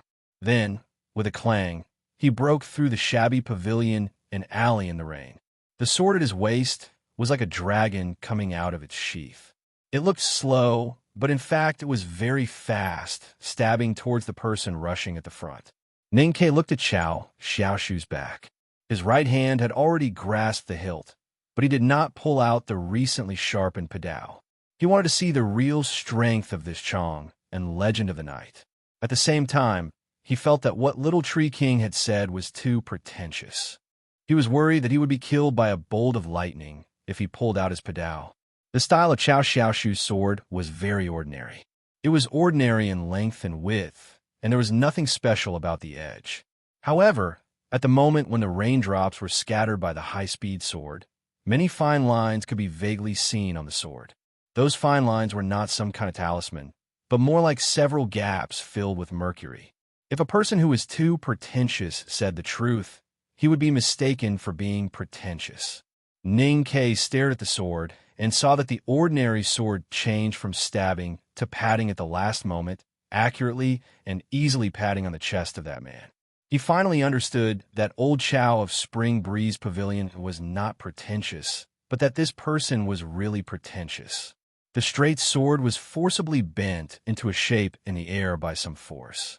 Compared with its speed, the raindrops falling from a night sky were so slow that it made people's hair stand on end. However, when the sword patted on the chest of that man, that force suddenly came out from the sword and directly hit the chest of that man with a pa sound, a dull loud sound, as if someone had hit a heavy leather. A miserable howl abruptly stopped. The valiant member of the Southern City sect, who rushed to the front, did not even have time to see Chow Xiaoshu's face clearly before he was directly patted like a kite. He flew miserably through the air over the shabby Spring Breeze Pavilion and fell dozens of feet away. The hundreds of gang members who had been shouting and yelling suddenly fell silent.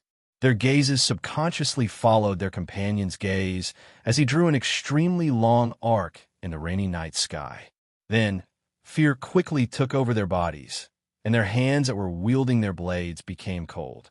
They had imagined that when old Chow of Spring Breeze Pavilion unsheathed his sword at his waist, there might be a gust of wind and perhaps a rain of blood. But they had never imagined that a thin cyan steel sword could actually hit such a heavy person and send him flying so far.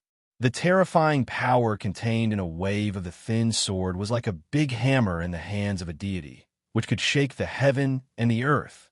No, that sword was not an iron hammer in the hands of a deity, but more like a steel whip in the hands of an immortal envoy. Those Jianghu men who rushed to Chow Xiaoshu's side were shocked by this thunderous blow and froze on the spot. However, Chow Xiaoshu did not stop moving forward in the rain. He walked confidently with his sword in his hand. With every step he took, he lifted his wrist slightly and swung his sword. When he swung his sword, the flat and thin body of the sword buzzed and bent to the extreme. It was like a steel whip that whistled and danced, carrying raindrops and cool wind. With every swing of the sword, a figure was sent flying. When the sword reached the chest, someone flew to the alley wall, spitting blood and sliding down. When the sword reached the leg, someone turned over and slid through the night sky, spitting blood and falling to the ground. When the sword was waved to break the rain, a dull, buzzing sound was heard, and the figures kept flying out. Miserable howls and fearful voices resounded in the previously dead-silent Spring Breeze Pavilion. Chow Xiaoshu waved his sword all the way. His movements were relaxed and casual, and could even be described as careless. The expression on his face did not change at all, and he was as calm as usual, as if he was driving away mosquitoes in the summer. Ning Ke, who blindly followed behind him, could no longer keep calm, and a touch of shock flashed through his bright eyes in the night rain. Chow Xiaoshu used the thin sword to send the enemy flying instead of choosing the simpler and more energy-saving way to stab the enemy to death. Ning Ke was a little puzzled at first, but now he understood that this was the only way Chow Xiaoshu could always keep an empty space around him and avoid being surrounded by his opponents. But such a domineering and even arrogant way of fighting obviously consumed a lot of energy and physical strength. If Chow Xiaoshu did not intend to use this way to intimidate the hundreds of fierce men on the spot, then he was confident that he could directly slap all the enemies to death.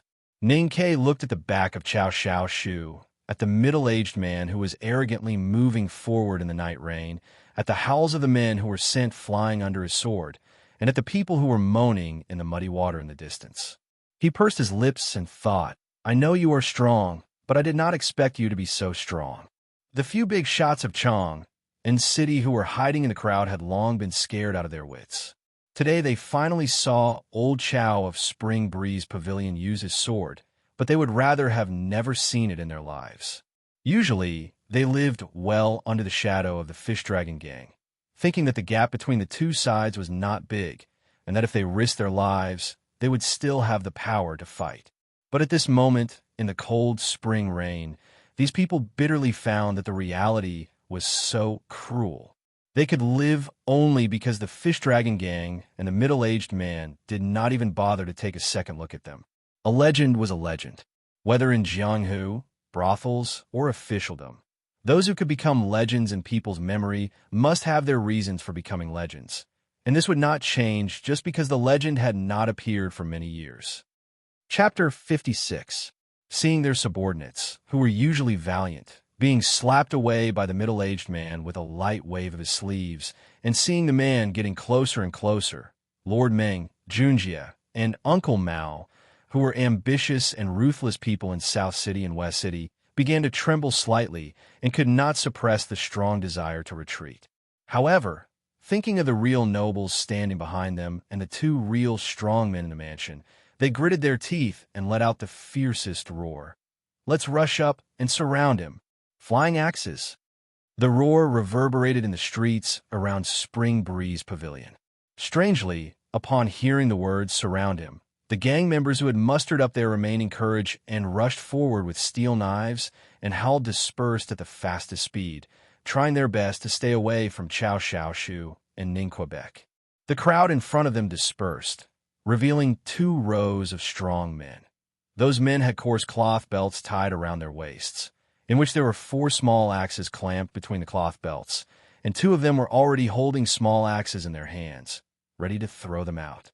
The people of the Tang Empire worshipped martial arts, and there was a swift and fierce atmosphere flowing between the imperial court and the common people. Therefore, the capital of Chang did not prohibit carrying swords. Even weapons like padeos, as long as you did not take them out and wander around in the busy marketplace, the government would not care. However, the control of long-range weapons like bows and arrows was relatively strict, especially the powerful crossbow, which was strictly prohibited among the common people. In this case, dozens of flying axes breaking through the air became the most terrible means. Since the fighting in the rainy night until now, the calm expression on Chao Xiaoshu's face changed for the first time. He looked at the 2 rows of flying axes under the distant wall without fear or even vigilance. He just slightly frowned and seemed to feel that it was a little troublesome. He shook his head and said, "You know what to do." This sentence was naturally said to Ning Ke, but Ning Ke did not know what to do at this time. If the opponent's flying axes flew like raindrops, he believed that he could escape, but he also believed that Chao Xiaoshu would not choose to leave before killing or defeating all the enemies. At this moment, looking at Chao Xiaoshu's back, he suddenly thought of the battle at the entrance of Northern Mountain Road and the words of Liu Qingshun, and a touch of surprise flashed in his eyes. As if hearing the shocked voice in his mind, the thin cyan steel sword in Chao Xiaoshu's hand made a buzzing sound and vibrated at a terrifying speed, shaking all the rainwater and blood on the sword into powder. Then with a swoosh, it disappeared and turned into a gray flowing shadow, tearing the curtain of rain, flying towards the 2 rows of flying axes. It was like a faint gray shadow, but it was actually a swift sword. The traces of the sword were subtle and subtle. Wherever the sword pointed, the raindrops that seemed to be hanging in the night sky would be pierced through. The sword pierced through the outermost layer of the raindrop's skin, pierced through its heart, and pierced through the outermost layer of the human body skin, pierced through its flesh and bones, and pierced out again. The fingers that were tightly gripping the handle of the axe fell off like lotus roots, and then blood began to spurt out from the wound. In front of the wall in the alley, only the sound of the sword tip piercing through the raindrops and the sound of fingers being cut off could be heard. Countless fingers that were tightly holding the axes fell along with the raindrops, and then the heavy axes fell to the ground one after another, making muffled sounds when they hit the ground full of rainwater. Finally, innumerable screams were heard.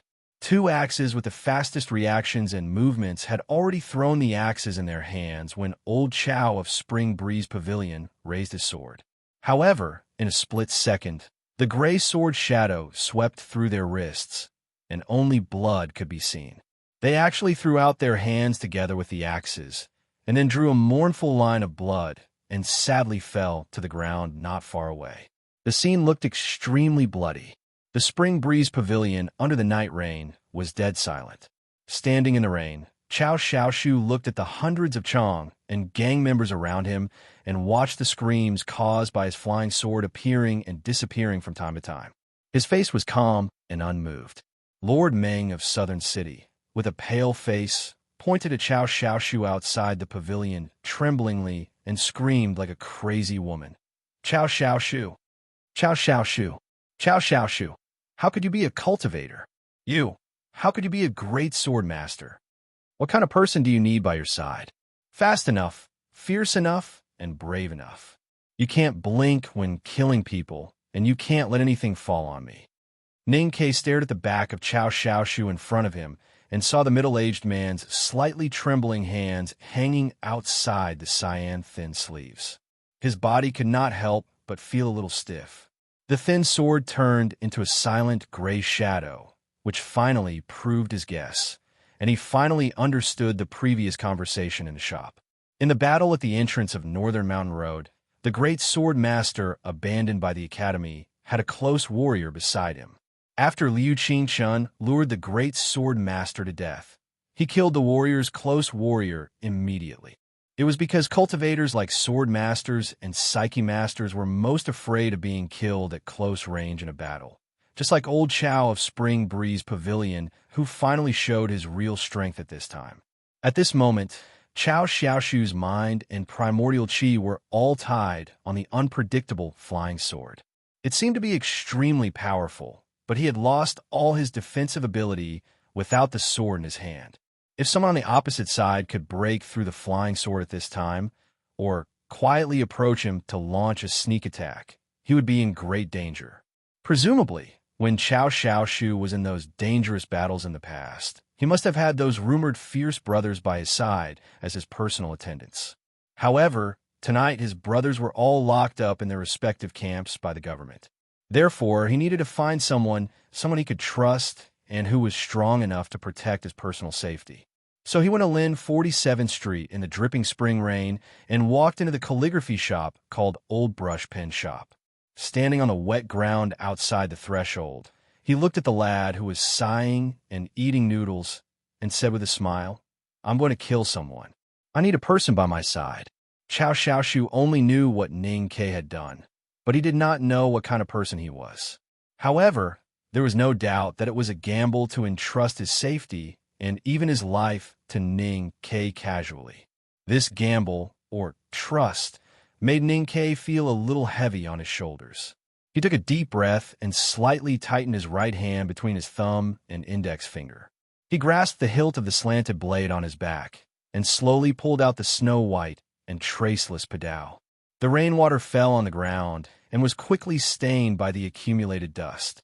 It gradually converged into a stream and flowed into the sewers by the street, and was soon smelled by the years of mud. This was exactly the environment that rats in Chong and City love the most.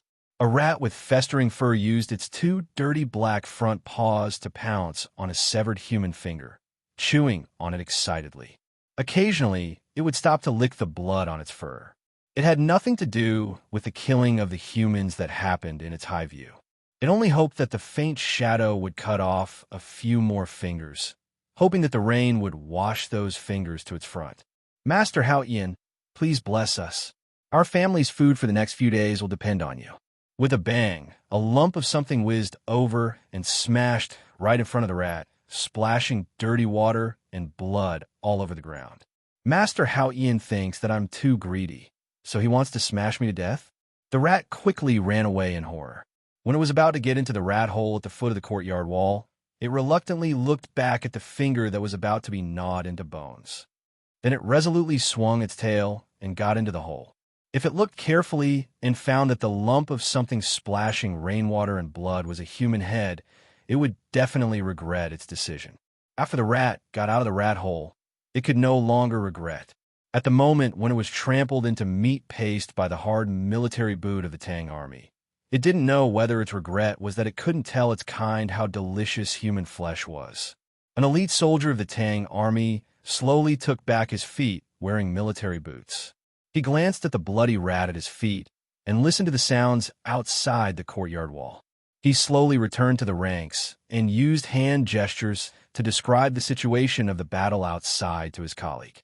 Then he looked down at the crossbow in his hand to make sure that the rainwater didn't cause any problem with the spring. Dozens of elite soldiers of the Tang army wearing dark raincoats stood silently behind the courtyard wall, holding crossbows in their hands. Outside the dilapidated Spring Breeze Pavilion, the sounds of fighting shook the sky, but no one noticed their existence. These soldiers were as silent as a group of stone statues. Neither the wind, nor the rain, nor the fighting could change the expression on their faces. Behind these elite soldiers of the Tang army, two people were sitting on the wooden floor of the pavilion that was covered by layers of rain curtains. One of them was a middle-aged man with clear eyebrows and eyes, wearing a starry white gown. A small sword was quietly placed on the wooden floor beside him. The other person was wearing a bamboo hat, so his face couldn't be seen. But judging from the monk's robe he wore, his wide and dirty bare feet, and the copper bowl under the eaves in front of him, he should be an ascetic monk. The swordsman in the long gown slightly frowned and looked at the silky curtain of rain in front of him. He said softly, "He's actually a swordmaster. No wonder the two of us are needed." The ascetic monk lowered his head and didn't speak. He listened to the indistinct sound of the flying sword breaking through the air and chopping the rain outside the wall. He stared at the copper bowl under the wooden steps and saw the rainwater in the bowl disturbed by the new raindrops. Gradually, he felt that his ocean of chi also became a little uneasy. So he lowered his head and slowly and firmly pulled out the ironwood prayer beads on his wrist. This mansion was the Chow Mansion, the mansion of Old Chow of the Spring Breeze Pavilion. This wooden building was the rain-listening building, the small building where Old Chow of the Spring Breeze Pavilion listened to the rain when he was idle and disguised as a scholar. These elite soldiers of the Tang army and these two powerhouses were waiting for him to return home. On the other side of the courtyard wall of the Chow Mansion, at the entrance of the alley where the spring rain was pattering, two carriages were parked. The handsome horses in front of the carriages were a little impatient because of the rain. They wanted to snort from time to time, but couldn't make a sound. They wanted to stamp their forehoofs twice, but dare not move. One carriage was deathly silent, while the other carriage was deep and low coughs from time to time. No one knew who was in the two carriages. But if Chow Xiaoshu could see the middle-aged fat man standing beside the carriage, he would definitely be able to guess that the person in the carriage was not an ordinary person. The seemingly ordinary middle-aged fat man was not famous in Chang'an. He didn't have any official status, but many officials would try to curry favor with him when they saw him, because many people knew that he was the one who handled some inconvenient things for His Highness the Prince. However, such a person, who was more powerful than the Prime Minister's housekeeper, dared not sit in the carriage to avoid the rain, even though he was drenched in the cold spring rain. He stood outside the carriage with his waist slightly bent, and his attitude was particularly humble. Chapter 57. It was a cold, rainy night in Spring Breeze Pavilion, in the alley outside the Chow Mansion. The middle-aged fat man stood beside the carriage in the rain, bending down and whispering, "Chow Xiaoshu is indeed a cultivator, and his state is not low. Now the situation is a bit tricky." The man in the carriage coughed twice and said indifferently, "What's the hurry? Aren't there two foreigners invited by the Ministry of Revenue in the mansion? If even they can't stop that Jianghu guy, it won't be too late for us to take action. As for those Jianghu people, it doesn't matter if they die. How many rats don't die in the sewers of Chang'an?" Hundreds of brave Jianghu men of Chang and poured in from all directions. They were like rats in the sewers in the eyes of the supermundane sublime being. But at this critical moment of life and death, they showed amazing fighting power and courage. However, Old Chow of Spring Breeze Pavilion was a cultivator, and they were just ordinary Jianghu people. The gap between their strength was like that between an eagle and an ant. The shadow of the sword pierced through their legs and brought out a spray of blood. The man holding the axe had his fingers cut off, and the man wielding the knife fell down in the rain. No matter how strong their fighting power was, it was not worth mentioning in front of the shadow of the sword. No matter how strong their courage was, they would collapse in despair after their companions fell down from time to time. Chao Xiaoshu walked calmly, his indigo robe already wet by the rain. However, no one would think that the first man of Chang, and at night, was embarrassed, just like every time Ning Ke saw him. He walked in the spring rain as naturally as the spring rain, and the aura he exuded was like the spring rain that moistened the earth, making people unable to resist or even unwilling to resist. The gang members from the west and south of Chang and city looked at the middle-aged man walking in the rain. It was as if they had seen a demon nodding to them in a gentle and elegant manner, and then raising his devil claws to easily crush them into pieces. They were so shocked that they could no longer suppress the fear in their hearts. Someone shouted, and the crowd finally dispersed. Lord Ming of South City, Xuanjie of West City, and Uncle Cat of South City had quietly slipped away. Except for those corpses washed by the rain and those seriously injured and groaning around the dilapidated Spring Breeze Pavilion, no one could be seen standing. It was quiet between heaven and earth. If you ignored those corpses and the injured in the rain, the bloody smell that even the rain could not wash away, and the corner of Spring Breeze Pavilion that had been smashed. Ning Ke silently followed behind Chao Xiaoshu. He gripped the hilt of his sword with both hands, and the shining blade was held horizontally in front of his chest. From beginning to end, he did not strike once, and this one-sided massacre was over. But he did not relax, nor did he feel embarrassed or apologetic, because he knew that the real danger had yet to come. If you had the chance to fight with a cultivator, then the enemy you encountered was very likely to be one or even several cultivators. Step by step, Chao Xiaoshu walked to the door of his house. There was no sword in the sheath beside him. The sword was traveling in the rain somewhere. He stretched out his empty hands and gently pushed the door. The rain-soaked door shaft made a strange moan. The courtyard door was pushed open, and dozens of elite soldiers of the Tang army wearing dark-colored ponchos greeted them with bows and crossbows, with resolute and indifferent expressions. On the wooden floor of the rain-savoring building behind the curtain of rain, the middle-aged man, wearing a starry white gown, slightly frowned, and the short sword beside him made a low sound. The sadhu, wearing a bamboo hat, slowly raised his head, and the prayer beads in his hand slightly stiffened. The two-horse carriages at the far end of the alley were still quiet, and no one knew where the sound of coughing in one of the carriages went. It was still quiet. The slight sound of the wind lingered between the leaves and the pillars, and the pitter-patter of the rain fell on the courtyard and the small pond. They looked at each other, and no one chose to make the first move. The silence might be long, or it might be short. Chao Xiaoshu's gaze passed over the group of soldiers holding crossbows and fell on the sadhu and swordsman in the building. He said indifferently, "This is my home. Please go out." "No one will go out," the swordsman wearing a starry white gown calmly replied. Chao Xiaoshu looked at the short sword beside the swordsman and seemed to be thinking of something. He suddenly asked, "Was it you who killed my little brother in the rain a few days ago?" The swordsman in the long gown leaned forward slightly, indicating that he was that person. Chao Xiaoshu slightly raised the corner of his mouth, looked at him, and said, "Then you will be the first to die today."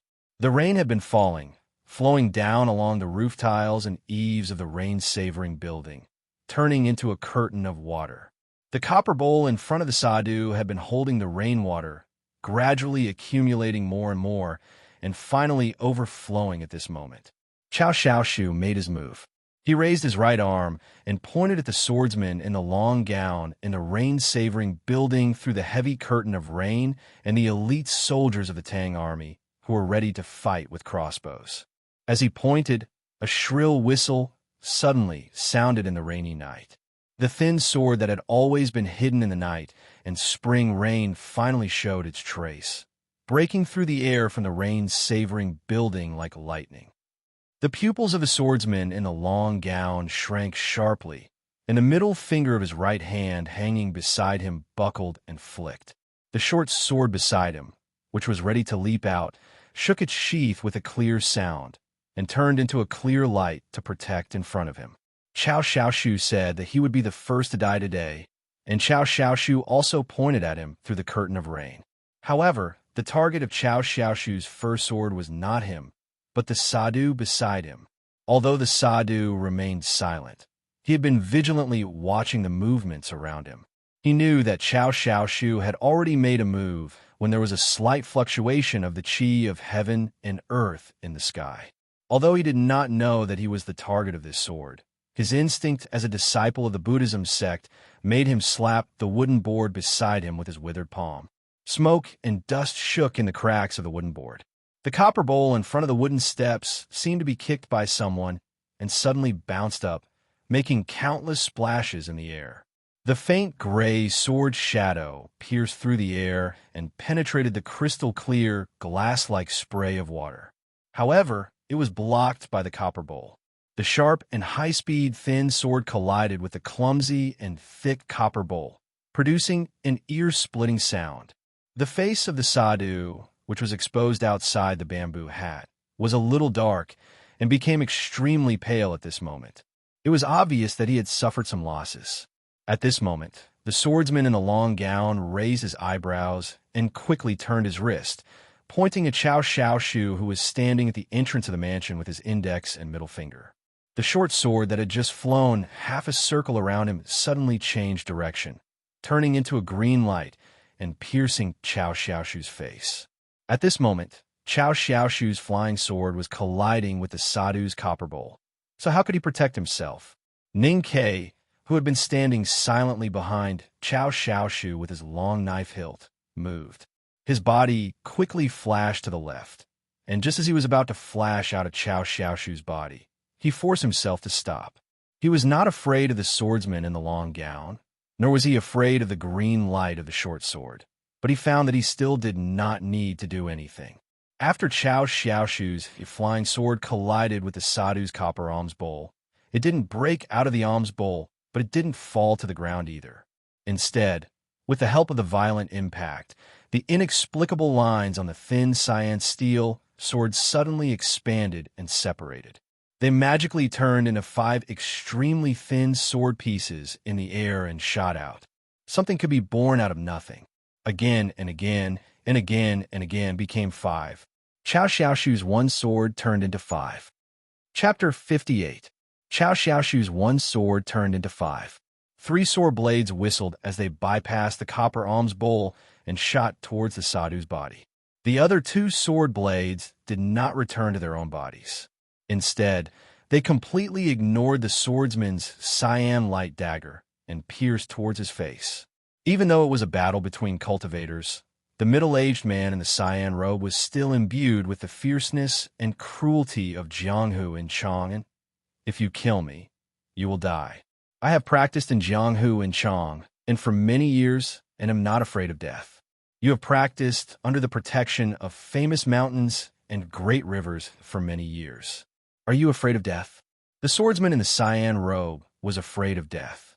With a pale face, he put his fingers together to make a sword gesture and forcibly recalled the green light dagger that had just flown half an arrow away. At the most dangerous moment, he deflected the 2 sword pieces that were attacking his eyes. This action made his right hand tremble slightly, and blue veins could be vaguely seen on the back of his white hand. The sadhu next to him looked solemnly at the 3 sword pieces that were attacking his body. It was too late to recall the heavy copper bowl to protect himself. He clumsily uttered a vague word, and the prayer beads on his left hand floated up and whirled around his body. Sparks splashed everywhere. In an instant, he did not know how many times he had collided with the 3 sword pieces that were moving strangely. The sword shadow broke through the air. The copper bowl swayed the water, and the green light dagger stabbed at the mansion gate. The gray sword shadow turned into 5 sword pieces, and the green light dagger flew back like lightning. The prayer beads floated in the air to protect it. Every part contained terrible dangers. If one part was not handled properly, one of the 3 strong men would bleed and die. In the world of the strong men, the scale of time was different. This seemingly complicated, dangerous, and long process was only a very short moment in the real world. At that time, the water splashed out of the copper bowl was still turning into pieces of colored glass in the air and had not fallen down. The rain in the courtyard was still slowly weaving a curtain of rain. However, the Tang elites with crossbows did not react at all. Tut, tut, tut. The Tang elites reacted as quickly as possible and pulled the trigger quickly. Dozens of arrows were shot at the mansion gate with a strong sound of breaking through the air. At this time, the 5 sword pieces were fighting with the 2 cultivators in the rain-savoring building. Cao Xiaoshu had no ability to protect himself and could only be shot like a hedgehog by those crossbow arrows.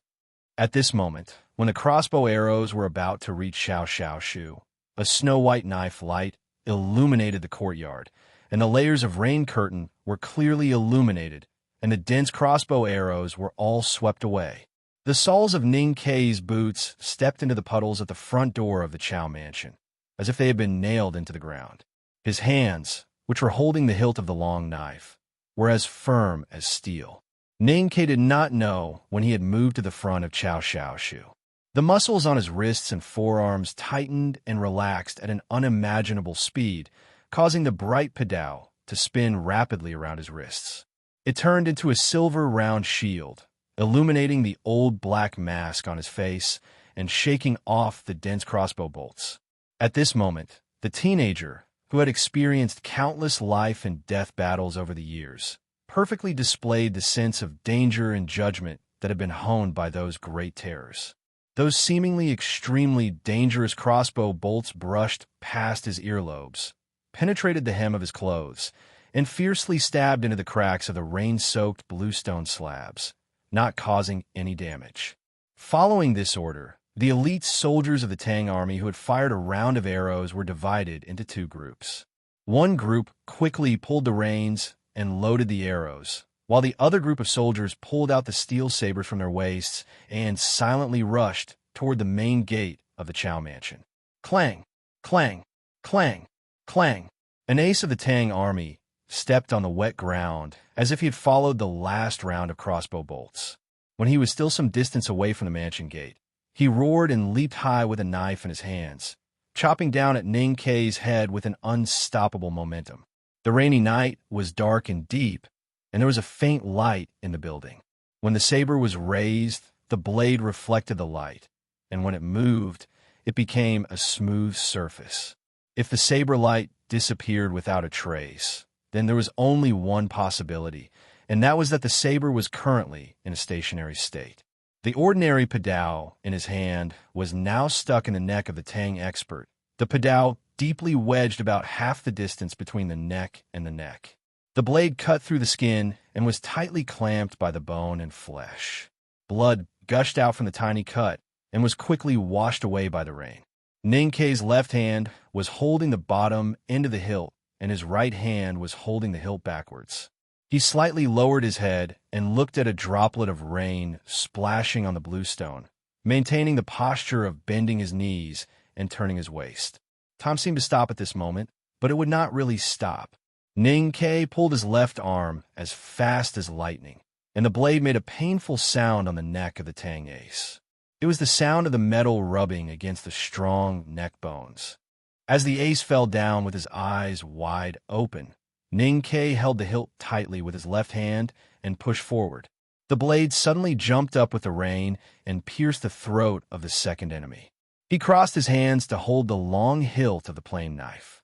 His footsteps were like a leopard in the grass, leaping and evading in an extremely small range. Ning Kei cut horizontally and cut down the enemy coming from the left. Then he turned around and suddenly exerted his strength. The blade cut through the curtain of rain, cut off the blade that came from the night, and cut off half of the shoulder of the fourth enemy. As soon as they met, 4 elite soldiers of the Tang army died under his knife. Blood sprayed everywhere from their broken bodies, which seemed to be denser than the rain. Ning Kei kept his promise and did not let a single person or arrow hurt Cao Xiaoshu's body. As for the increasingly majestic rain, it was not something he cared about. The 3 cultivators were engaged in a life-and-death battle with the chi of heaven and earth as the stage. The elite soldiers of the Tang army thought that they had seized the best opportunity to strike. However, they did not expect that the lad standing silently behind Cao Xiaoshu was such a fierce character. Perhaps they were shocked by Ning Kei's sharp and strange bladesmanship. The black mask in the eyes of the elite soldiers of the Tang army became a little scary, and they subconsciously slowed down their steps. Ning Kei held the cutlass with both hands. His black mask, which had been soaked by the rain, rose and fell slowly. He frowned. The Tang army was the most disciplined and powerful army in the world. The soldiers who appeared in Chao Mansion tonight were the elite soldiers of the Tang army. No matter how powerful and terrible the enemy was, as long as the superior did not give the order to retreat, they would not retreat. As long as there was no military order, even if there was a bottomless abyss in front of them, they would bravely rush over and would never slow down their steps. Swoosh, swoosh, swoosh, swoosh. 3 extremely subtle sounds of springs were heard. The heavy rain fell down and hit the roof of the rain-savoring building. The hard bluestone slabs made a thunder-like sound, which successfully covered the 3 subtle sounds. But Ning Kei did not relax. He stared at the elite soldiers of the Tang army, who seemed to be afraid and defeated. He held the hilt of his cutlass tightly and listened attentively to any sound in the rainy night. Therefore, he captured the 3 subtle sounds of springs at the first moment and made his own judgment at the same time. Shenhou crossbow. Shenhou crossbow was the most terrifying weapon carried by individual soldiers of the Tang army.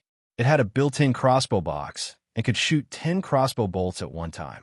What was more terrifying was that the springs of the Shenhou crossbow were specially designed to shoot crossbow bolts at an extremely fast speed.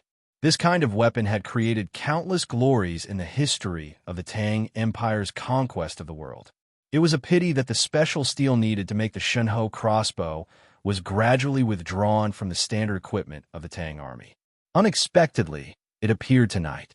The elite soldiers of the Tang army who were lying in ambush in Chao Mansion did not use the Shenhou crossbow at first, because they did not have the confidence to kill Cao Xiaoshu in a good state with the Shenhou crossbow.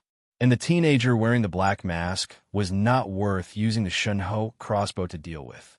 They had wanted to use ordinary crossbow bolts with the sadhu and the long-robed swordsman to gradually exhaust Cao Xiaoshu's strength, and finally use the Shenhou crossbow to launch a fatal blow.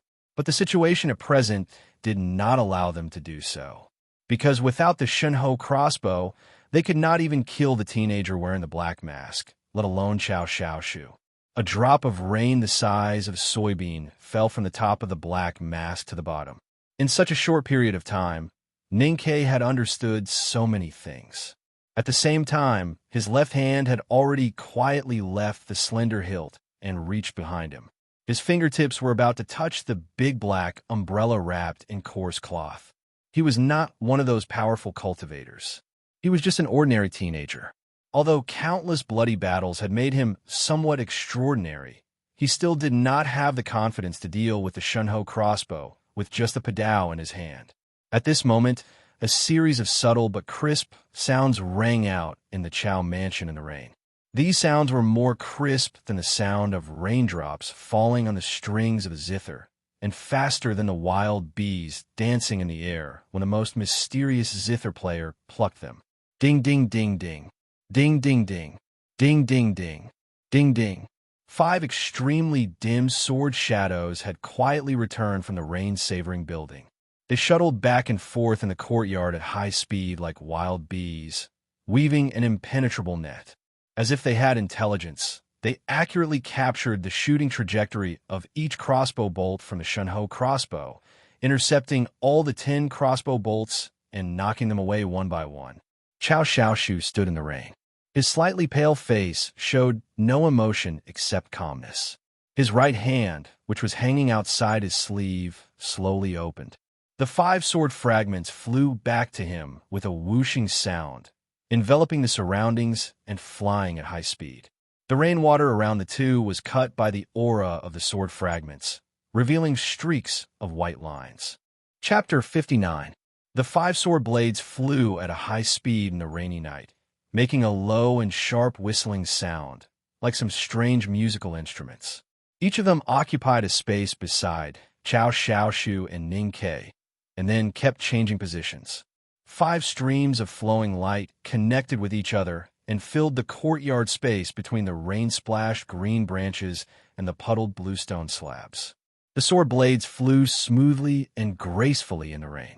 Sometimes they brushed the floor, splashed rainwater, sometimes they cut deep sword marks on the wall, and sometimes they flew over the bodies of the 4 soldiers who had been cut down by Ning Ke, adding a few more bloody marks on them.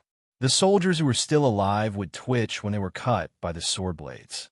Chao Xiaoshu and Ning Ke stood in the invisible sword net made by the 5 sword blades. Every line of the net represented unstoppable in death. Whether it was the hard bluestone slabs, the rain-soaked walls, or the corpses of the Tang soldiers lying on the ground, they could not slow down or soften the lines. The wind, the rain, and the night could enter, but no one could enter. No one dared to step into the invisible net that covered a radius of 30 feet. Even the bravest elite of the Tang army would not force their way in, knowing that they would die.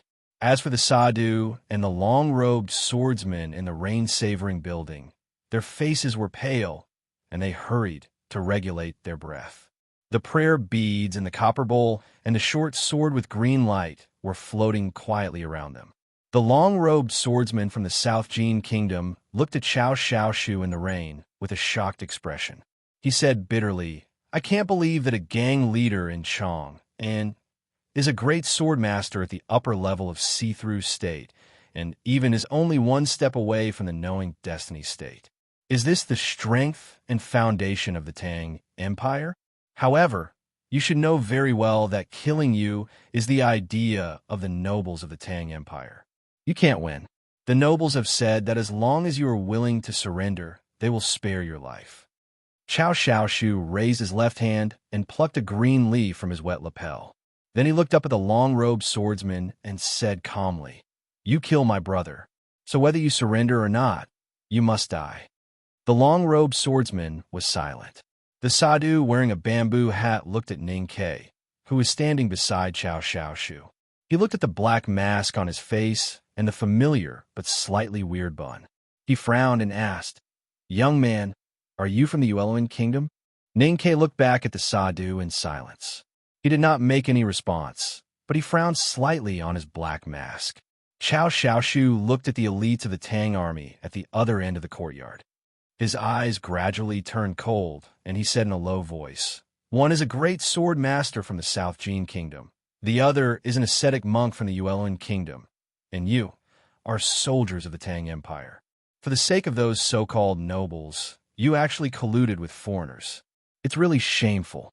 The leader of the Tang army lowered his head slightly, as if he did not want to be blinded by the majestic rain, or was a little ashamed, unable to look at Chao Xiaoshu's cold and threatening eyes. As long as there were strong cultivators participating in the battle, the whole battle must be controlled by the cultivator.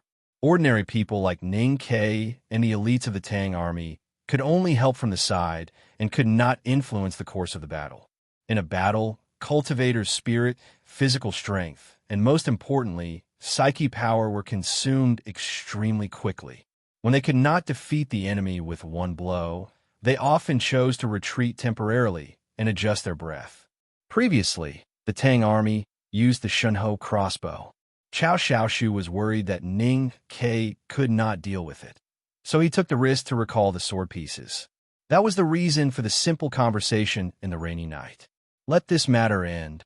Chao Xiaoshu said this calmly, and then raised his right arm to point at the direction of the rain-tasting tower. His state of strength was above the Sadhu of the Yuan Kingdom and the swordsmen of the South Jin Kingdom, so he had the strength and the right to choose when to start the battle. It was at this moment. The 5 sword pieces shuttling and flying at high speed in the courtyard seemed to have heard a clear order. Their trajectory suddenly changed, and the whistling suddenly became sharper. They broke through the rainy night and stabbed at the rain-tasting tower. The Sadhu's face suddenly tightened and his eyes widened. His hands quickly changed the emblematic gesture between his knees. The copper bowl floating in front of him flew up to meet the enemy with a buzzing sound. The string of ironwood prayer beads also flew up and rotated at high speed around his body. The swordsman of the South Jin Kingdom gave a muffled groan. His face was as pale as snow, but his lips were as red as blood. His psyche power entered the breath of nature inside and outside the rain-tasting tower through the acupoints of the ocean of chi and mountain of snow, and controlled the azure dagger to fly up like lightning. Something's wrong. The sadhu's pupils suddenly shrank. Those gray sword shadows seemed indistinct under the cover of the majestic spring rain. It was not until the whistling flew to the rain-tasting tower that he saw clearly that there were only 4, not 5. Where did the last sword piece go?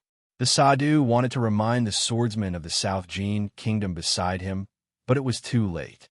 A very faint sword shadow quietly bypassed the eaves and beams of the rain-tasting tower, avoiding the perception of the 2 people in the tower. It slid down the wooden pillar, and then suddenly accelerated at the height of half a person, penetrating the extremely thick wooden pillar like a hot knife cutting through snow. The next moment, it appeared behind the head of the swordsman of the South Jin Kingdom. The swordsman of the South Jin Kingdom felt the chill at the back of his head, and a great fear arose in his heart. His hands hanging outside his sleeves waved wildly. The azure dagger in the air suddenly stopped, but could not save its master. With a slight muffled sound, the sword piece pierced into the back of his head and then pierced through his throat. With blood and flesh hanging on it, it flew out crookedly like a strange, bloodthirsty worm. The swordsman of the South Jin Kingdom stared at Cao Xiaoshu in the rain. He covered his bleeding throat and leaned back heavily. Until the moment of his death, he finally confirmed that his opponent's recovery speed was indeed far beyond his. With its master dead, the azure dagger, which had lost the control of psyche power, fell into the rain, bounced twice, and then became motionless. The 2 sword shards that were fighting with the jade-green dagger whistled and combined with the other 3 sword shards, attacking the sadhu's body at high speed. There were just 5 extremely dim dots, but they were like a violent storm. In the rain, the 5 sharp sword pieces kept colliding with the hard and heavy copper bowl, and with the high-speed, dancing ironwood prayer beads. The crisp, harsh, and sonorous sounds intertwined, as if there was no interruption. The dandelion-like golden flowers around the sadhu bloomed from time to time, and were scattered by the cool wind from time to time. In an instant, countless holes appeared on the sadhu's old monk's robe. Buddhist sadhu were not used to wearing soft armor to protect their bodies like ordinary cultivators. Blood seeped out of the holes, turning him into a bloody man. Cao Xiaoshu looked at the rain-savoring building quietly. His hands hanging outside his sleeves did not move, but the 5 sword pieces in the building were like his 5 invisible fingers, plucking and plucking the strings of death from time to time. Cao Xiaoshu's face, washed by the rain, was paler than before. He raised his eyebrows slightly and found that the sadhu's willpower was more determined than he had expected. He lifted the front lapel of his green robe, completely ignoring the rain of arrows around him and the elite soldiers of the Tang army, who were shouting and charging at him. He just sat down in the heavy rain. He stood at the doorstep of his own mansion, staring at the enemy in his building. His sword-like eyebrows gradually became flat, and the 5 slender fingers of his right hand outside his sleeves suddenly tightened. With this action, the 5 unpredictable sword pieces in the building gathered with a shrill whistle, and once again condensed into one sword. Without any fancy moves, it directly pierced toward the copper bowl. At this moment, on the other side of the wall, at the corner of the street that had been washed by the pouring rain until it was quiet and devoid of people, one of the 2 carriages finally began to move slowly. It drove towards the main gate of the Chow Manor. The sound of hooves and wheels was covered by the wind and rain without a trace. Chapter 60. 5 pieces of sword fell into 1 sword. The rain in the courtyard of the Chow Mansion was inexplicably more scorching, as if there was an invisible sun in the night sky. The rainwater near the rain-savoring building began to turn into white mist at a high speed. It seemed to be 1 sword, but in fact, it contained countless sharp swords in the world. Chao Xiaoshu's powerful spirit followed his eyes to the rain-savoring building and made the thin cyan steel sword stab at the copper bowl at a high speed. Then it retracted like lightning and stabbed again at a higher speed. In an instant, it stabbed hundreds of times. The sword attacks, which were many times faster than a woodpecker pecking a tree, fell horribly on the center of the copper bowl, making a tuck-tuck-tuck-tuck sound. Because the frequency of the sword stabbing was too high, the sound could not be heard at all. So people in the courtyard could only hear a prolonged, muffled sound. He can't make it. Kill him at close range. The leader of the Tang army looked at Chao Xiaoshu sitting cross-legged in the rain and noticed that his face was getting paler and paler. At this time, these sergeants no longer needed any discipline or glory to support their actions. They knew clearly that they had to kill Chao Xiaoshu immediately. Otherwise, if the thin sword broke the copper bowl and killed the Sadhu of Yueluan Kingdom, they would have no chance to kill him. More precisely, they would all die. The dense rain of crossbows was shot again, and more than a dozen swift and fierce figures attacked again. This time, the elites of the Tang army appeared to be more resolute and valiant, because they were forced by despair. But they still couldn't get close to Chao Xiaoshu and kill this great swordmaster, because there was a teenager standing in front of Chao Xiaoshu. Ning Ke kept moving on the bluestone slabs that had accumulated rain. He was not agile and appeared to be particularly heavy. Every time he stepped on the ground, there would be a splash of water. And every time there was a splash, his blade would kill an elite soldier of the Tang army. Chao Xiaoshu sat cross-legged in the storm, which was equivalent to entrusting his life to him. Therefore, he had been guarding Chao Xiaoshu from the beginning to the end, turning himself and the padao in his hand into the net of death from before. Bending his right elbow, the blade sank and cut off the knee of a Tang soldier. Ning Ke did not have time to pull out his blade. He lifted his left foot and bounced out like a flying stone, kicking hard on the pubic region of another Tang soldier. Then he turned his hands that were holding the slender hilt, and the blade rose from bottom to top, cutting open the abdomen of the third Tang soldier. Another figure pounced on him valiantly. Half squatting on the ground, he twisted his waist and took advantage of the momentum to slash with his saber. The saber flashed and cut off a few legs. His black mask had long been soaked by the rain, and his breath was wet. But his eyes and brows were as calm as usual, even a little numb. His movements were extremely simple, but the lethality was extremely amazing. Under his saber, those brave elites of the Tang army were chopped down like pieces of wood. No matter how dense the rain of arrows was or how cold the saber light was, he always stood in front of Chao Xiaoshu and did not retreat a single step. Even if his shoulder was scratched by a crossbow arrow, even if the side of his leg was cut by the blade, he did not retreat even half a step. A very unpleasant loud sound came from inside the rain-savoring building, like an iron pot being smashed by a brick. The copper bowl in front of the Sadhu was finally broken by the thousands of swords. The bamboo hat on the Sadhu's head cracked along with the copper bowl, and a trace of resoluteness flashed across his dark face.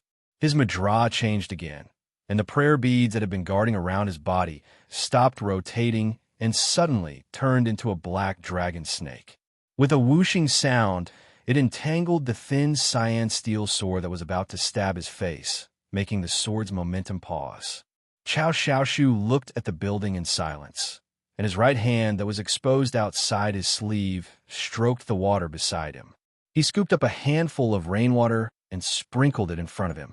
The thin cyan steel sword in the rain-savoring building suddenly began to buzz and vibrate along with his movement, like a real dragon about to break through the clouds, forcibly rushing forward. Raindrops the size of soybeans fell on the bluestone floor, making a light pitter-patter.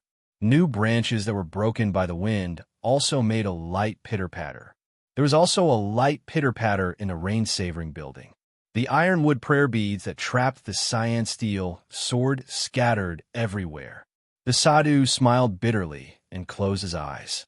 The cyan steel sword whistled through the more than 100 ironwood prayer beads in the air inside the building and deeply pierced his dark eyebrows. Blood slowly seeped out, and his bitter smile froze. At the main gate of the Chow mansion, Ninkei looked at the enemies not far away and slowly pulled out the padao from the chest of a Tang soldier. The scattered prayer beads hit the beams and the wall, and then fell on the wooden floor. The surviving elites of the Tang army looked at the smiling middle-aged man sitting cross-legged in the rainstorm and a masked lad standing silently in the rainstorm with a knife in his hand. Their hearts were full of despair. The sound of a carriage came from the alley. Chao Xiaoshu slowly raised his eyebrows. In the southern city of Chong, and the most profitable star-picking casino in the hands of Lord Ming had become a ruin. The smashed gambling tools were thrown all over the street. The chips that usually represented money were soaked in the dirty and smelly rainwater, and no one dared to pick them up. On the roadside, there were women and children crying and shouting around a dozen stewards and guards of the casino who had their legs broken. However, no one dared to use words to curse those damned murderers. They didn't even dare to show any resentment. More than 40 gang members of the Spring Breeze Pavilion in cyan clothes and cyan boots stood around indifferently. They were maintaining order and also announcing to all the people in Southern City that they had entered. At the forefront of the crowd, Qi Laosi took a cyan handkerchief from his subordinate and wiped the blood from the corner of his mouth. There was no complacency or pride on his face. Instead, he looked a little anxious because he knew that although the Fish Dragon gang took advantage of the situation to occupy a lot of territory tonight, his elder brother was facing the ambush of those powerful enemies alone in the street of the Spring Breeze Pavilion. There was no one around him. The same story and similar scenes happened in all the squares of Chang'an tonight. The pawn shop and brothel controlled by Uncle Cat were smashed by a group of fierce men in cyan clothes. Another group of men in cyan clothes controlled the 3 mistresses of Junjie and directly flattened the 3 luxurious small courtyards. The chilly spring rain had been pattering all the time, and there were signs that it was getting heavier. Tonight, all the major forces in the underground world of Chang had poured into the eastern city with the help of the government, launching an attack on Old Chow of the Spring Breeze Pavilion, who had led the Jianghu of Chang and for many years. However, no one had expected that the legendary figure of the Dark Knight would use himself as bait and take advantage of the time when the forces in Southern City and Western City were all drawn away to send all the brothers in the gang to control the overall situation. After tonight, as long as Old Chow of the Spring Breeze Pavilion was still alive, he and his brothers could completely control Chang and at night. However, tonight, Chao Xiaoshu was alone. Those brothers who had bathed in blood with him for many years were not here. Could he survive? In the heavily guarded encampment of the Yulin Royal Guards in the northern city of Chang, and Deputy General Chao Ning of the Yulin Royal Guards looked at the 2 captains in front of him whose hands were tied behind their backs and sneered. Chang Siwei, should I address you as Chang-san? Fei Jingwei, should I address you as Fei Lu? I really didn't expect that the 2 leaders of the Fish Dragon gang were hiding in the Yulin Royal Guards. Chang Siwei was a gentle middle-aged man. He looked at his direct superior and said with a smile, "Do you really not know, or are you pretending not to know? There are many people in the military camp who earn outside money. As far as I know, you seem to have some shares in Lord Ming and Uncle Mao." Fei Jingwei remained silent and just stared at Chao Ning's face coldly, as if he wanted to stare at this old face. Chao Ning picked up the teacup and drank 2 mouthfuls. He said, "What's the point of saying these things now? It's just a battle of words. You 2 are just insignificant captains. If it weren't for the sake of the Spring Breeze Pavilion, why would I talk nonsense with you? But don't think that you can put on airs in front of me with the support of the Spring Breeze Pavilion. I only need to give an order, and you can't leave the camp. As long as you dare to leave the camp, I can directly behead you without asking for an imperial order. And if you can't leave the camp, the Spring Breeze Pavilion will die tonight. The Spring Breeze Pavilion will die."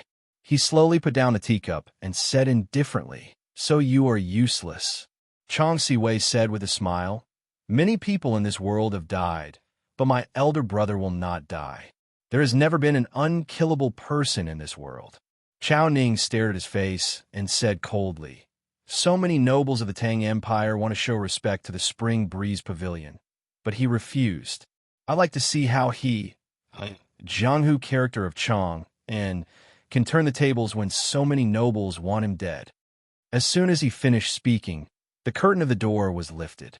The chilly night wind with a few raindrops drifted in. Chao Ning was slightly stunned and was about to scold him angrily. Suddenly, his expression became stiff. He subconsciously stood up and saluted. "Eunuch Lin, it's so late. Why did you come here? What are you doing?" The short and stout Eunuch Lin looked at him with a smile and said, "Nothing else. I heard that the Yulin royal guards have raised the alert level at the forbidden gate of the palace tonight. I came here to ask what happened." Then, Eunuch Lin turned to look at the two captains whose hands were tied. He frowned and asked, "What's going on?" In the camp of the Valiant Cavalry Battalion, torches were shining on the horse field. Even the continuous rain could not extinguish the torches. Chu Run, the deputy commander of the Valiant Cavalry Battalion, stared angrily at the square-faced man on the horse and roared, "Lu Si, you bastard. Closing the camp is a military order issued by the military ministry. If you dare to break into the camp, I dare to cut off your head." The square-faced man was extremely tall and strong. Even though he was sitting on the horse, his feet seemed to be hanging to the ground. Listening to the rebuke of the deputy commander, his face was still expressionless. He slowly stroked the iron spear beside the saddle with his right hand and looked through the night rain at a place called the Spring Breeze Pavilion in the eastern city of Chang'an. His name was Lu Si, ranked 5th in the Fish Dragon Gang. Years ago, when old Chow of the Spring Breeze Pavilion forcibly established a Jianghu in Chang, and city with only a sword, it was this person who stood beside Cao Xiaoshu. Tonight, he could not stand beside his elder brother to block the arrows for him. He could only silently hope that the lad that his elder brother had his eyes on could handle matter well. Lu Si looked back at the deputy commander, Chu Run, who was standing at the entrance of the camp. Looking at the densely packed soldiers, he said expressionlessly, "Commander, I dare not disobey the military order and break into the camp. But since you personally tore apart the promotion order 10 years ago, I have always wanted to fight with you. I don't know if you dare or not." In a remote and quiet room in the Imperial Palace, a voice with a strong Hebei accent sounded, "Old Chun, you have been in the bodyguard office for a long time. Although you have already left your post many years ago, you have been an Imperial bodyguard for a day. That means you will be an Imperial bodyguard for the rest of your life. You are the face of the Emperor. How can you meddle in the Jianghu's affairs? I know you're a good friend with old Chow, but tonight, you should be very clear that this is a plan made by that master himself. Who dares to stop him?" In the rain, the carriage slowly stopped. It was only 10 feet away from the Spring Breeze Pavilion Chow's house. Chapter 61. The distance was neither too far nor too close. For ordinary people, this number meant nothing, but for cultivators in the see-through state, this distance represented danger and even death. Because no matter if it was a sword master, a talisman master, or a psyche master, as long as they stepped into the see-through state, they could attack any target within 30 feet. The majestic spring rain fell on the carriage and on the body of the burly coachman on the shaft. The curtain of the carriage was occasionally lifted by the wind. Only a corner of the simple gown could be seen, but the person inside could not be clearly seen. The owner of the simple gown was an old man with a simple face. His flowery eyebrows drooped down, and his face was full of wrinkles, as bitter and miserable as the old roots of cactus. His name was Xiao Qiu, a strong man supported by the military of the Tang Empire. He had entered the see-through state as early as 20 years ago. A few days ago, because of tonight's purge plan, he was secretly recalled to the capital from Yangguan in the south by the military ministry. Outside the carriage, the wind and rain were howling, but inside the carriage, Xiao Qiu seemed oblivious. His skinny hands were trembling slightly on his knees, and his thumbs were constantly pinching the 4 horizontal lines on his index and middle fingers, like withered twigs incessantly tapping on the dry, yellow earth. His eyes were closed. In front of his face was the thick curtain of the carriage, but he only needed to pinch his fingers lightly to accurately see the scene outside the front door of the Chow mansion, looking at Chow Xiaoshu sitting cross-legged in the heavy rain. The rain above the spring breeze pavilion was disturbed by some invisible force and began to tilt. Several waves that no one could see or even perceive began to condense in the chi of heaven and earth. Chow Xiaoshu, who was sitting in the rainstorm, pursed his lips. For the first time in tonight's battle, the middle-aged man's pale and handsome eyes showed a solemn expression. He had to concentrate all his energy to deal with the psyche master in the mysterious horse carriage. Therefore, he closed his eyes and no longer looked at the dozens of Tang elites in front of him. His right hand, which was exposed outside his sleeve, whizzed and hit the water beside him. The muddy rainwater splashed up. As his palm hit the rain heavily, the thin cyan steel sword deeply pierced between the eyebrows of the sadhu and the rain-savoring building retreated at a high speed. It turned around in the rainy sky like lightning, whistling mournfully and turning into a flowing light at a speed never shown before. It instantly flew over the courtyard wall and stabbed the carriage in the rain. In the quiet rain, an extremely indifferent word rang out in the carriage: Tut. The rainbow-like green steel sword seemed to have been struck by the power contained in the word, and also seemed to have been bound by strands of invisible yuan qi in the rain. Just as it flew over the courtyard wall, it suddenly paused. Then, like a kite with its string cut, it miserably flew diagonally into the opposite wall of the alley, falling to the ground along with the rain. The sound in the carriage in the rain seemed to have transcended the scope of space and time. It came from 100 feet away, but at the same time, it sounded like thunder in Chow Xiaoshu's ears, an ocean of qi. Dong, dong, dong, dong.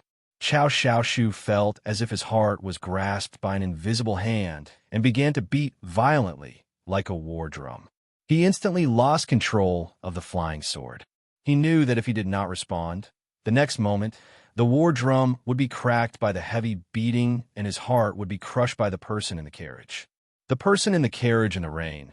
Where on earth did they find such a great psyche master? Chow Xiaoshu's thin lips tightened. He raised his right hand as fast as lightning and hit his chest 3 times. The rainwater shook off his green robe. He forcibly sealed his ocean of qi, but his body had already drifted diagonally off the ground with the help of the previous hit. He floated out of the gate of his house and into the street covered in rain. With both palms heavily on the ground, Chow Xiaoshu felt the omnipresent yuan qi fluctuation in the air and felt the numerous cold qi threads weaving a net around his body.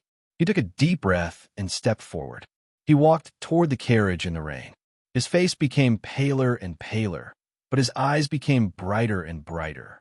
His usual calmness had long been replaced by indifference and determination. Even though the yuan qi fluctuation in the alley would cause great harm to his body and spirit with every step he took, and even though the powerful psyche master's attack on his ocean of qi would become sharper with every step he took, he still insisted on moving forward because he had to get close to the carriage. At the moment when Chow Xiaoshu's heart began to beat violently, Ning Ke felt something strange. In the sound of the rain, he heard the sound like a war drum.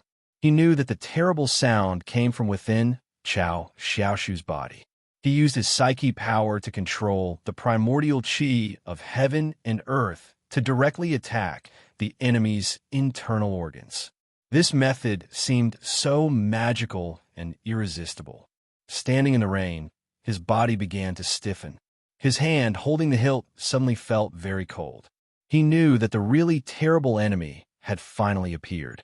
Chow Xiaoshu walked toward the carriage in the rain without giving any instructions to Ning Quebec. Because his mind was completely focused on fighting against the enemy in the carriage, he had no time to tell Ning Ke what to do. Ning Ke had seen the elder Liu Qingchen's moves. He knew how terrible the existence of Psyche Master was, so he knew that at this moment he had to suppress all the fear in his heart. He was very clear that no matter how strong a Psyche Master was, his relatively fragile body was his fatal weakness. If he wanted Chow Xiaoshu to live, and If he wanted to live, then he had to think of every way possible to hurt the body of the person in the carriage and interrupt his meditation. There was a heavy curtain of rain between the front door of the Chow mansion and the carriage, and there was a distance of 100 feet between them.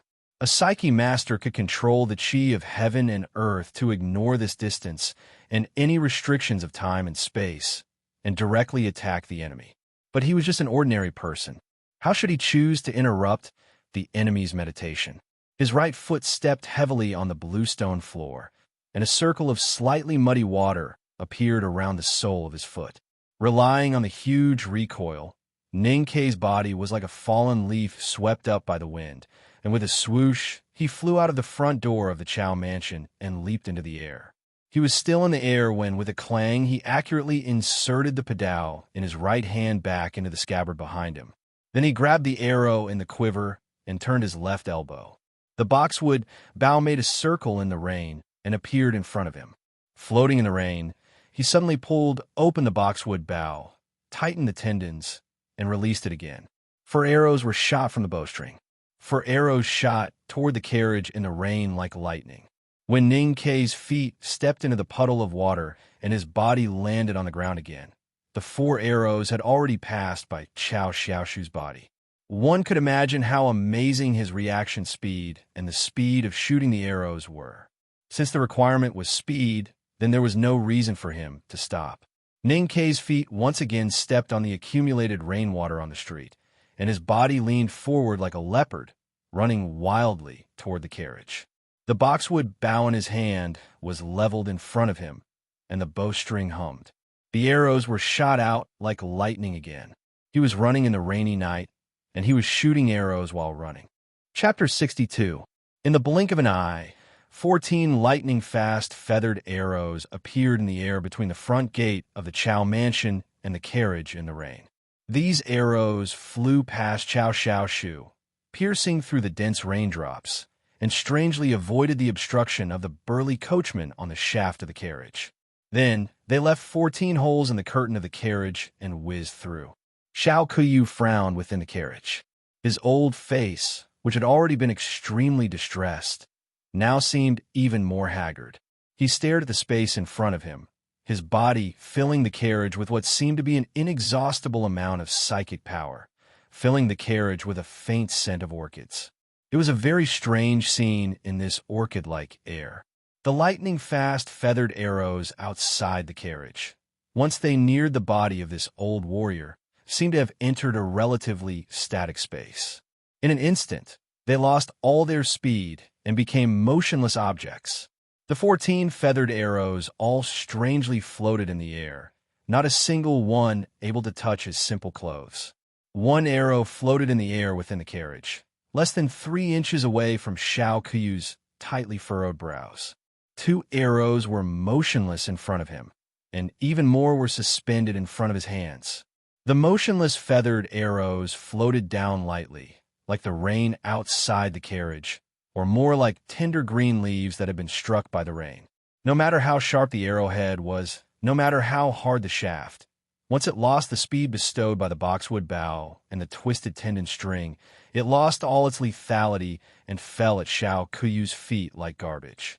But in order to deal with these 14 lightning-fast feathered arrows, even Xiao Kuyu, a warrior of the army, could not help but be affected.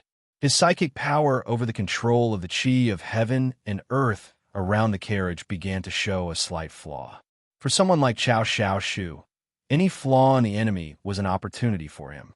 He felt the layers of silk binding around his heart loosen a little, and the pain from the thousands of needles stabbing into his sea of chi lessened a little. His steady footsteps suddenly faltered, and with a clear whistle, his green robes fluttered in the wind. His entire body became like a falling leaf as he floated towards the carriage.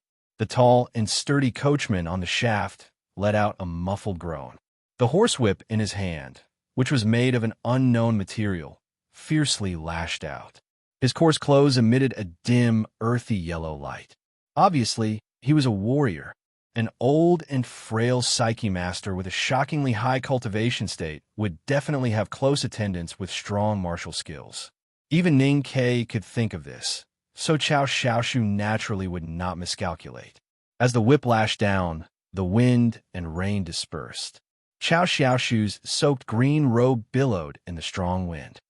At this moment, his body had already turned into a fallen leaf, dodging the attack with extreme gentleness and ease. The middle and index fingers of his left hand formed a sword sign and poked the body of the cart driver across the air.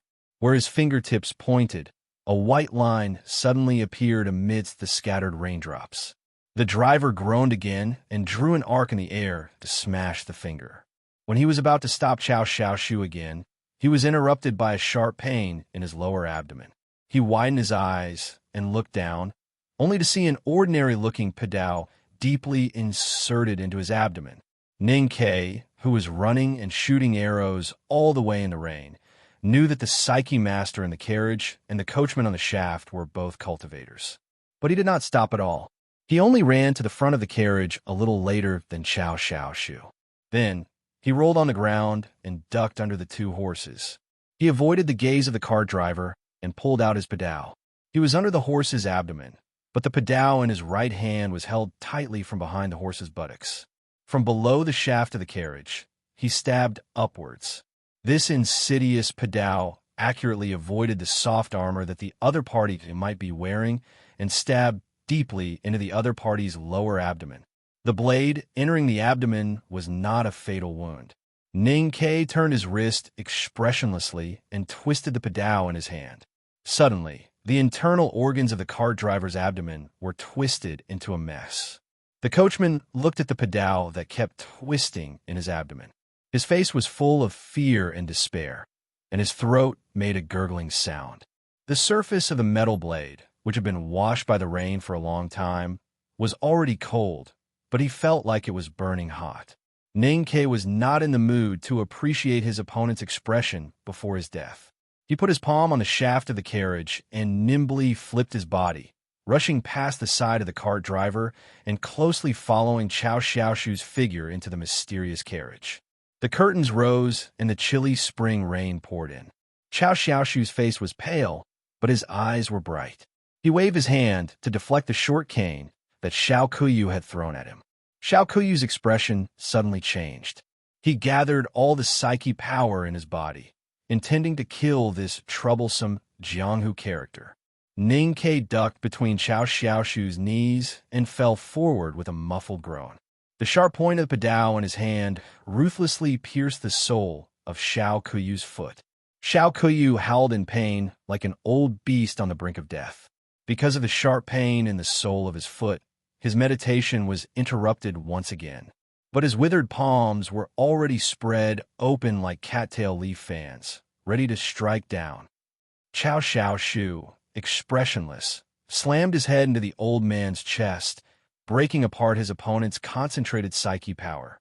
He pulled out a shiny dagger from his boot and ruthlessly stabbed it into the old man's neck. Puff!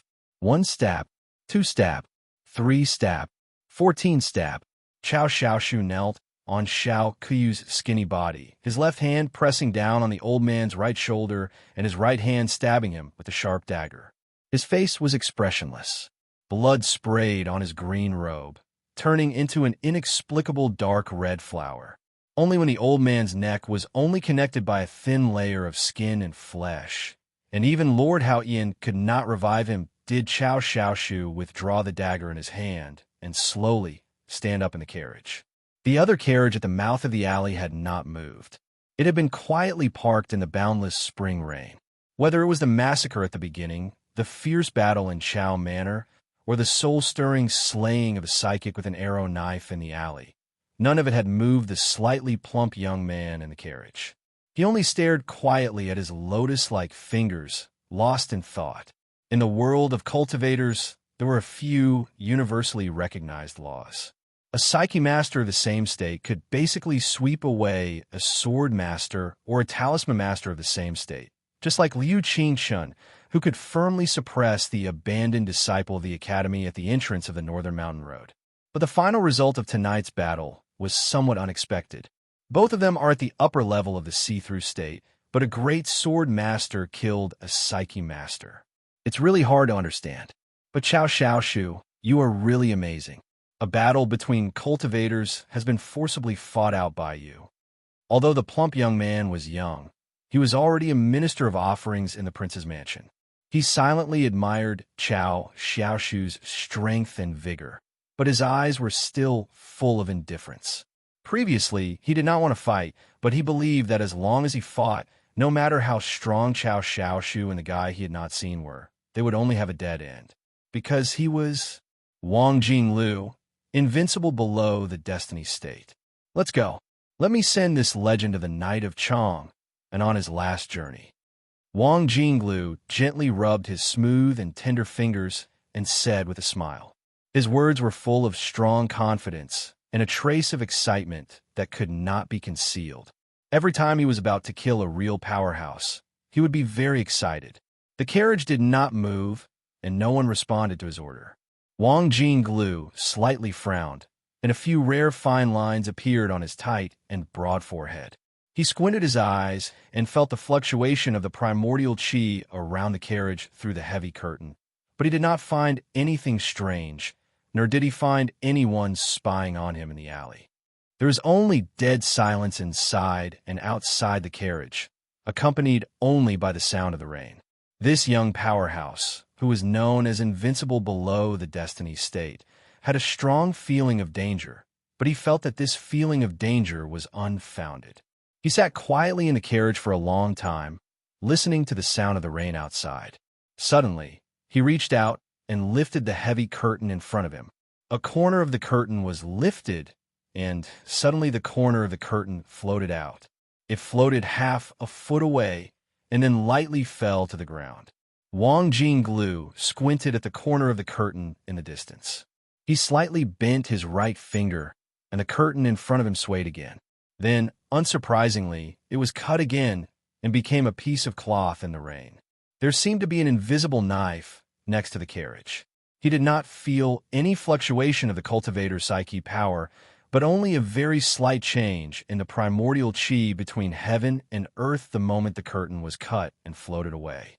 If he was not a powerhouse of the young generation of the Tang Empire, perhaps he would not even be able to detect the slight change in the primordial qi of heaven and earth. Thinking of a certain possibility, Wang Jinglu's face became slightly pale. After a while, his pride finally won over his fear of the unknown. With a muffled groan, his 10 chubby fingers bloomed like an overfed white lily. A strong wave instantly invaded from the inside of the carriage to the outside, shaking the windows and doors open. Then, with a clear cry, he was about to leap out of the carriage. But the next moment, he stopped in an extremely embarrassing manner, turning into a stone statue in the rain. The entire alley had become another world. His attempt to break out of the encirclement had directly triggered the dangerous qi between heaven and earth. The rainwater that had accumulated on the bluestone ground began to tremble violently, jumping into the air from time to time, and then falling, just like the crazy dance of men and women in the spring festival of the Great River Kingdom. And the night sky above the alley had become Master Haoyan's magical workshop, and all the raindrops falling from the night sky had become sharp and unstoppable little knives. Countless raindrops fell from the night sky like countless sharp knives, landing on the carriage in the alley, landing on the carriage board, shattering the carriage board into pieces, landing on the shaft of the carriage, turning the shaft into wood powder, landing on the bodies of the 2 fine horses in front of the shaft. The horses didn't even have the chance to make a sound before they were instantly cut into meat paste by the raindrops. Thousands of drops of spring rain fell into the alley, and everything around the carriage disintegrated in the rain. Strangely, the rain that fell into the carriage was as gentle as a real spring rain. It hit Wang Jinglu's pale cheeks, but did not leave a single trace of blood. In the rain, Wang Jinglu looked extremely embarrassed, sitting miserably on the only remaining piece of the carriage board under him. His clothes had long been soaked, and a few strands of wet hair hung weakly on his forehead. He looked up at the falling raindrops in the night sky with some confusion, and his body began to tremble violently, uncontrollably, not knowing whether it was because of the cold or because of fear. With great difficulty, he lowered his head to look at the 4 alleys in the night around him.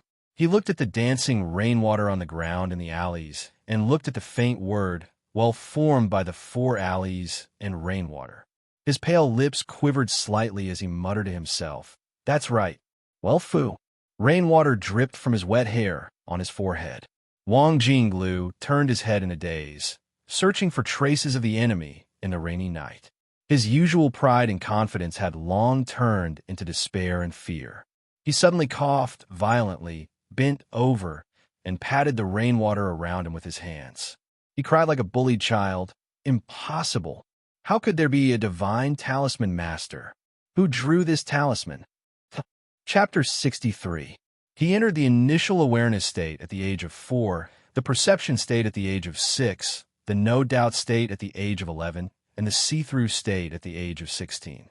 It took him 10 years to reach the see-through state from the lower grade to the upper grade, and he won the title of being invincible below the knowing destiny state with consecutive victories.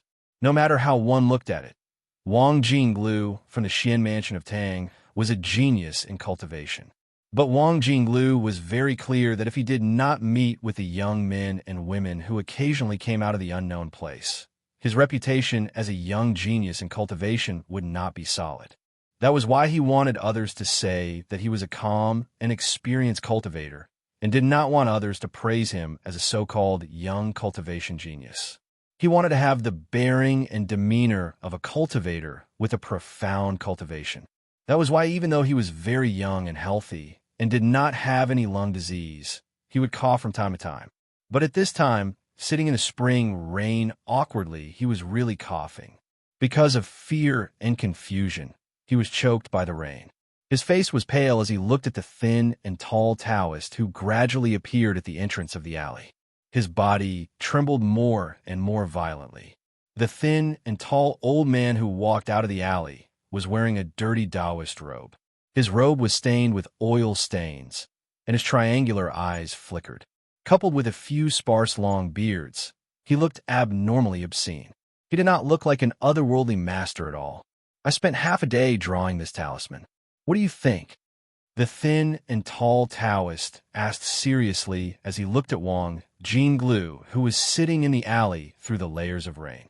At his feet, the fat middle-aged man from the prince's mansion had become a dead body. His clothes, and even the skin under his clothes, were cracked like paint flakes over the years. It looked extremely horrible.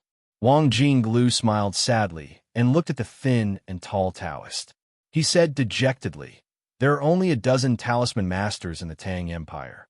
The one who is willing to wear the Taoist robe is naturally one of the 4 divine talisman masters of the South School of Haoyan Taoism.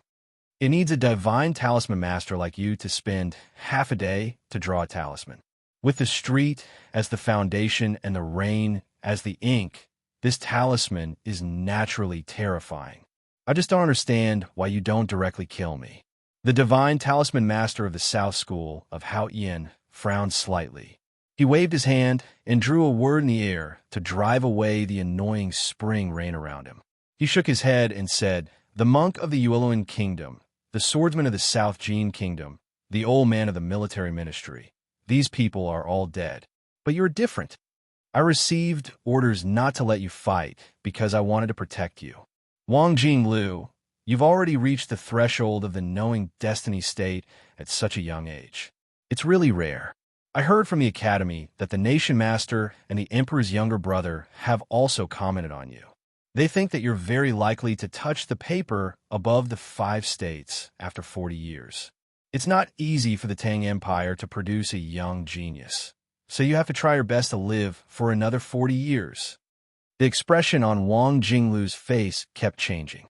Don't go back to the prince's mansion. Go to the front lines and serve for 3 years to atone for your crimes. After saying this, the divine talisman master turned around and walked into the dark alley, murmuring, "Old Chow of the Spring Breeze Pavilion is not a kitten or a puppy.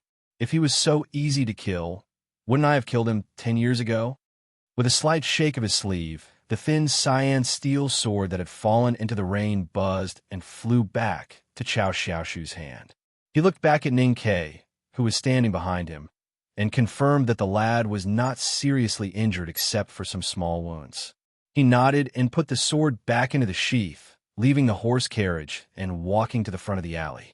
When he reached the intersection of the Spring Breeze Pavilion, Chao Xiaoshu stopped and looked at the place behind the curtain of rain. Ning Ke raised his arm to wipe off the rain on his forehead and followed his gaze. After a long silence, he asked, "Are you still waiting for someone?" "Yes." Chao Xiaoshu pressed his right hand on the hilt of his sword and said, "A person named Wang Jinglu, but it seems that he won't come." Ning Ke frowned and transferred the padao from his right hand to his left hand. He asked what? Chao Xiaoshu looked back at the black mask on Ning Ke's face and said with a smile, "It's not easy for the Tang Empire to produce a cultivation genius. Maybe some people don't want to see him die in our hands. I'm not as confident as you are." Ning Ke recalled the continuous battles tonight and those powerful cultivators. He thought that if it weren't for Chao Xiaoshu, he would have died long ago. He sighed and said, "If it's because of that trump card of yours, why didn't he act earlier? Why did he insist on you fighting to the death? I've explained to you on Lin 47th Street that once that trump card is revealed, no one in Chang will dare to act. Then there's no way to know how many trump cards those nobles have in their hands and what their intentions are." Chao Xiaoshu suddenly said, "Accompany me for a walk." Ning Ke raised his right arm and wiped off the rain and blood on the blade with his sleeve. He put the blade back into the sheath on his back and nodded. The rain was lighter than before, falling on the streets around the Spring Breeze Pavilion. Chao Xiaoshu's hand left the hilt of his sword and put it behind his back. He walked on the quiet street, his indigo robe still straight and his face still calm. Other than that, there seemed to be no change. Ning Ke followed behind him, tearing off a corner of his robe to bandage the wound on his left arm. Though the wounds were shallow and thin, he was used to saving every drop of blood and strength since he came out of Min Mountain. The two of them walked around the Spring Breeze Pavilion in the rainy alley and wet street, like a pair of lion and tiger brothers who had just gone through a bloody battle and began to patrol their territory. Walking back to the front door of the Chao mansion, Chao Xiaoshu's face showed faint exhaustion. He rubbed between his eyebrows, lifted the lapel of his indigo robe, and sat on the wet stone steps. Several remaining soldiers of the Tang army shouted and rushed toward him. Ning Ke pulled out the padao on his back and chopped it in front of him. Every flash of the padao would cut down an opponent. The soldiers of the Tang army who rushed to the front of the stone steps fell one by one like trees. At the same time, he kept murmuring, "Wandering in Jianghu, how can you not be stabbed? I'll chop you to death with one stroke.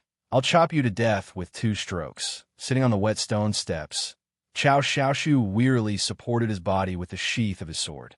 Looking at the scene in front of him, the light in his eyes became more and more intense. He had long noticed that Ning Ke's bladesmanship had the shadow of the military bladesmanship, but the exquisite choice of timing and position could only be comprehended in a life and death situation. Ning Ke's bladesmanship was steady and even simple, but occasionally it was strange and erratic like raindrops. It always followed a principle that was to use the blade the most effortless, and the place where the blade fell must be the weakest part of the opponent. This is the real bladesmanship for killing. Looking at the flashes of the padao, Chao Xiaoshu recalled the scenes of the battle.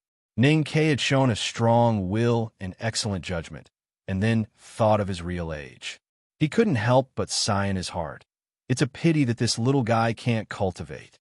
Otherwise, he would occupy a very important position in the future of the Tang Empire. Looking at the corpses in front of the mansion like rotten wood soaked in the rain, and looking at the lad panting with the padao on his shoulder, Chao Xiaoshu smiled and said, "Can't killing be a little poetic? When you kill, it's more like you're hoeing the field." Ning Ke turned around, the padao on his shoulder bringing up a streak of blood. He looked at the middle-aged man on the stone steps and pointed at the night rain falling from the sky, panting and saying, "It's always wet. As for hoeing the field, it's not as tiring as chopping people." Chapter 64. It was late at night on Lin 47th Street. The door of the old brush pen shop was pushed open and then quickly closed. The dim lights inside flickered like stars and then went out again.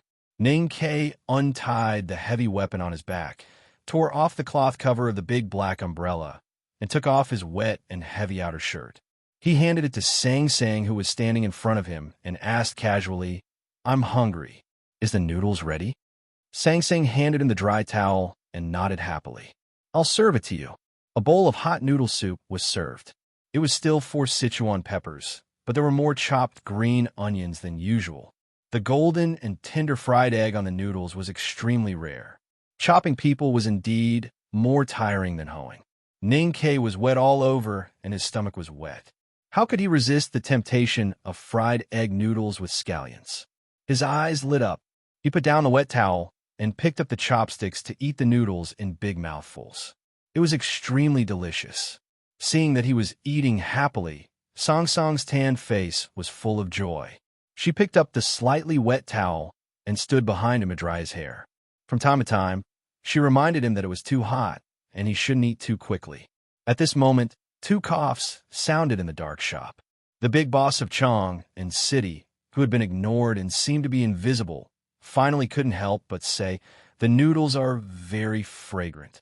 Several hours ago, Chow Xiaoshu had said the same thing when he came to the old brush pen shop.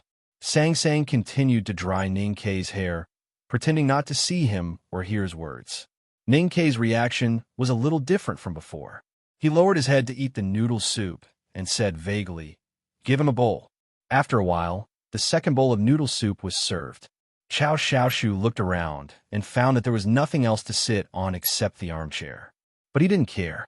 He squatted down beside Ning Ke and took a few bites with his chopsticks, only to find that his noodles seemed to be different from Ning Ke's. The standard 4 Sichuan peppers, 30 chopped green onions, but no fried egg. He couldn't help but pick up his chopsticks and gently knock on the edge of Ning Ke's bowl to remind him. Ning Ke glanced at it out of the corner of his eye and almost laughed out loud. He turned to Sang Sang and said, "Don't be too stingy. Fry another egg." Finally, the omelet was ready. Ning Ke and Chow Xiaoshu held large bowls of noodles and ate happily. Sang Sang squatted not far from them and put the clothes and the cloth cover into a copper basin to burn. No one in the shop spoke. After some time, Ning Ke put down the bowl of noodles in his hand and leaned back comfortably. He rubbed his slightly bulging belly and looked at Chow Xiaoshu, who was squatting beside him. He said, "I killed more than 5 people. You can count again. Don't be stingy. I asked Sang Sang to add fried eggs for you." Chow Xiaoshu held the bowl of noodles, looked at him, and said with a bitter smile, "So you were waiting for me here. 2,000 taels. Deal." Ning Ke seemed to be casual, but he was actually a little excited.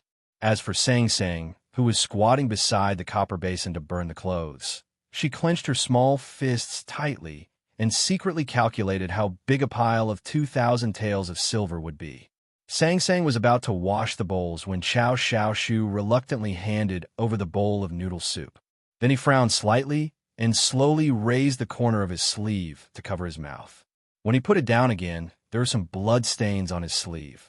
Ning Ke looked at his sleeve and knew that this extremely powerful middle-aged man had suffered serious injuries in the previous series of battles. After a moment of silence, he asked, "Are you all right?" Chow Xiaoshu took a bowl of coarse tea from Sang Sang and smiled to express his gratitude. After a sip, he said calmly, "Don't worry. I grew up in the slums of the eastern city. I don't know how many fights I've fought in my life and how many times I've suffered more serious injuries than this. Every time my enemies saw me covered in blood and thought I would never get up again, I always got up and gave them a fatal blow." Ning Ke said self-deprecatingly, "A gangster who only knows how to fight can actually cultivate and be so powerful. I'm so devoted to cultivation, but I can't even touch the door of the initial state. Old Master Hao Ian is really blind." Chow Xiaoshu smiled and did not continue this topic. A gang leader who had been immersed in the dark Jianghu of Chong and all his life and finally became a great sword master at the upper grade of see-through state must have had some lucky chances, but those lucky chances were not worth mentioning. "You said that after tonight, you'll be able to reveal your trump card." Ning Ke's gaze passed through the wooden door of the shop and fell on a corner of the palace wall in the distance. He said, "Now I can roughly guess that your trump card is in the palace." With such a powerful background, No wonder you can ignore the Chong and local government. After tonight, perhaps the whole empire will envy me, because I have such a person standing behind me, Xiao Xiaoshu said calmly. But no one will know what I've sacrificed for him. What do you need to sacrifice to work for the nobles in the palace? Ning Ke asked. Xiao Xiaoshu smiled and said, if I hadn't been entangled by mundane affairs these years, and had to deal with countless trivial things when the person in the palace had a thought, perhaps I would have already broken through the see-through state and stepped into the destiny state. That's all. Ning Ke continued to ask. Xiao Xiaoshu seemed to have thought of something and fell into a long silence. His smile became a little distant, and he said slowly, I still need you to sacrifice your courage. You have to consider the big picture when doing things, so sometimes you can't be happy. Because to force out all the trump cards of the opponent, I had to endure for several months, so I couldn't even protect my own brother. Hearing this, Ning Ke's right hand slightly tightened. He knew that Xiao Xiaoshu was talking about Darky, but he didn't answer and didn't mention the relationship between him and Darky. He lowered his head and asked, how did your brother die? My brother was called Joair, a spy.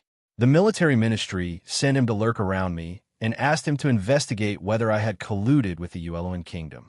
In fact, they just wanted to find an excuse to attack Spring Breeze Pavilion or even directly frame me. But brothers are brothers after all. He told me all the inside story, so naturally he wouldn't investigate me for the military ministry, nor would he frame me according to the military ministry's military order. And as a soldier of the Tang Empire, he couldn't betray the secrets of his comrade. So he was stuck in the middle of these few months and was very painful. Xiao Xiaoshu slightly lowered his eyes and said, now that I think about it, even if it would make the person in the palace angry, I should have told him the truth earlier. Maybe he would die eventually, but at least he wouldn't have been so painful during that time. Ning Ke casually asked, but you still didn't say how he died. Being a spy is the most dangerous kind of job. When he doesn't lean towards any side, he can die at any time, and when he decides to lean towards one side, he is more likely to face death. That day, he finally decided to tell me the military ministry's plan, but it was discovered by the military ministry. So he was purged and died opposite this shop. Xiao Xiaoshu looked at the wooden door of a shop and a gray wall that he couldn't see. After a moment of silence, Ning Ke asked, was the sword master from South Jin Kingdom who killed him? Yes. Xiao Xiaoshu looked back at Akiji's face and said with a smile, from now on, we are brothers. Ning Ke slightly raised his eyebrows and replied with a smile, isn't this too childish? Xiao Xiaoshu laughed and said, we are brothers for a lifetime. This kind of thing is that simple. A lifetime is just 2 bowls of noodles with fried eggs. Ning Ke shook his head and said with a smile, the word brothers is a bit vulgar. And those famous brothers that I know, if it wasn't for the fact that some of them were lucky enough to die first, they would eventually turn against each other. Tonight, I just want to help you and earn some money. Can you not be so vulgar and find some other meaning in life? Xiao Xiaoshu slowly frowned and looked at Ning Ke with interest. He was a little surprised to hear such a reply and asked, at your age, the world in your eyes is so gray. I'm really curious about your past now. If you're interested in telling me about it in the future, please remember to call me. I will buy you some tea. Ning Ke replied, I don't even want to remember those things, let alone tell others about them. Xiao Xiaoshu smiled and said, all right, then what do you think the real meaning of life is other than noodles with fried eggs? The meaning of life is, of course, career and love, or money and women. I know you think this sentence is very clever, and you think that I'm also very clever, but can you not laugh so mysteriously? Ning Ke shook his head helplessly. In order to let this big boss of Chong and understand the meaning of life, he pointed to Sang Sang, who had just walked over, and asked, which girl in the house of red sleeves do you think is suitable to be your mistress? Sang Sang wiped her little hands on her apron and thought seriously for a long time with her brows furrowed. Then she carefully said, I think the second girl sitting on your left is quite good. That is Lu Shui. Ning Ke thought of the girl's soft waist and asked with a smile, why do you think this girl is suitable to be my wife? Sang Sang opened her willowy eyes and answered seriously. Her face is well powdered and looks clean when she smiles. Her teeth are white and neat. She looks very healthy, and I have peeked at her waist and buttocks. She should be good for having children in the future.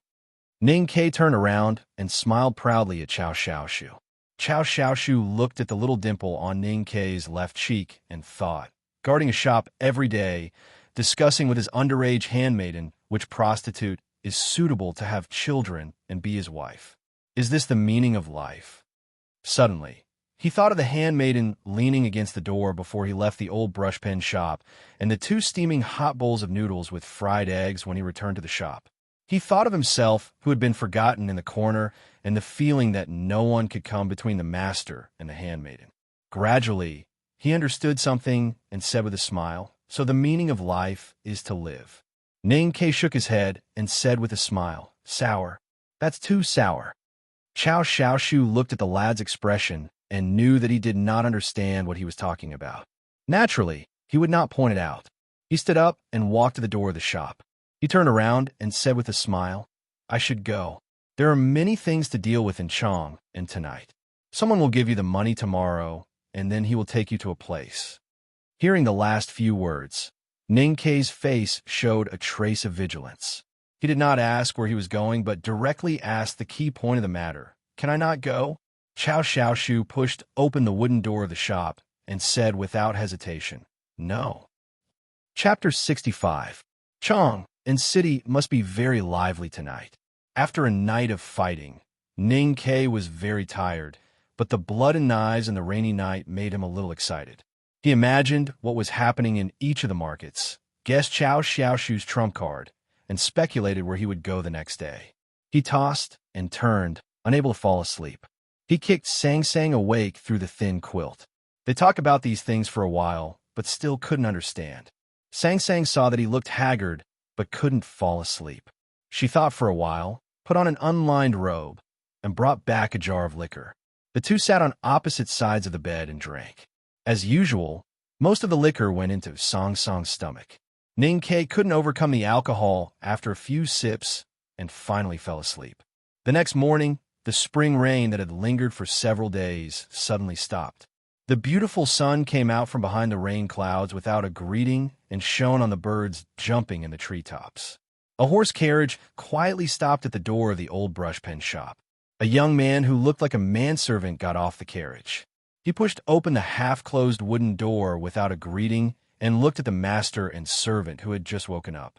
He raised his chin slightly and said coldly, "Let's go." This was probably the person Qiao Xiaoshu had said would come to pick him up. Ning Ke looked at the manservant and noticed that the man's eyes and brows were peaceful, but there was a hint of arrogance in them.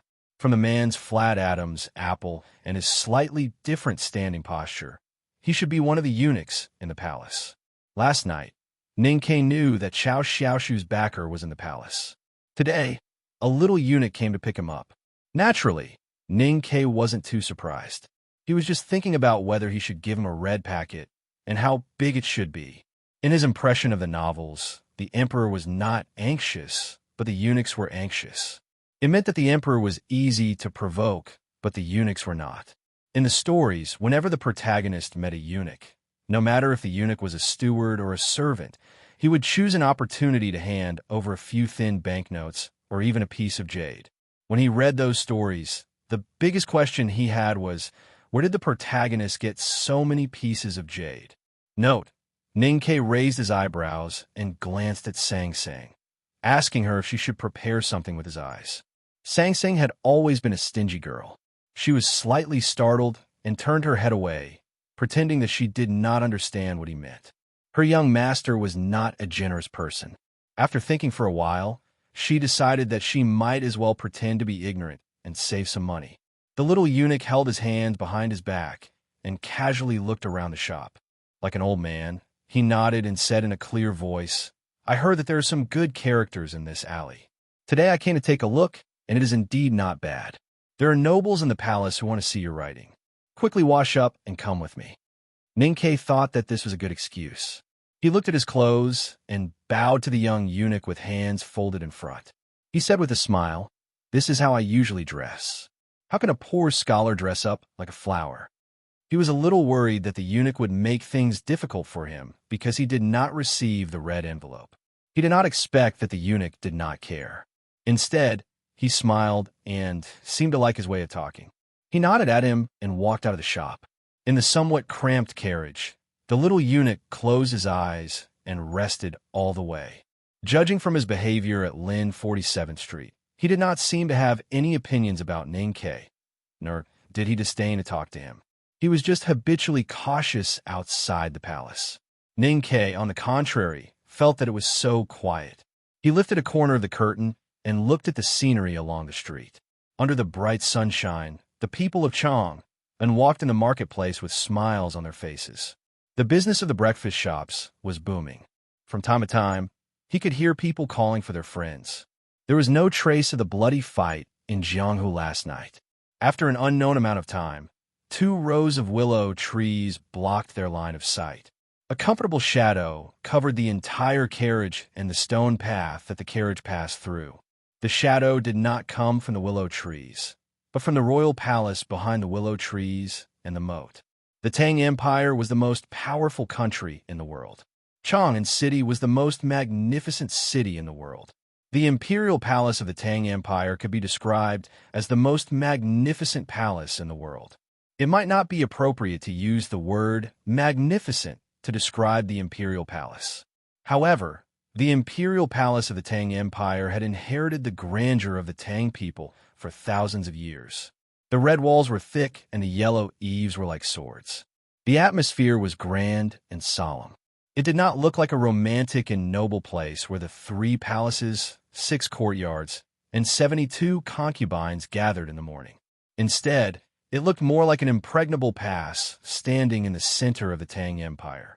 Ninkei looked up at the majestic imperial palace. His gaze followed the extremely high red walls to the Tang Empire's Yulin Forest army soldiers who looked like black dots on the city wall. His expression was calm, but he was silently admiring it. It was a pity that the carriage did not enter through the Vermilion Birdmain Gate. Instead, it went around the moat and then drove in through a very inconspicuous side gate.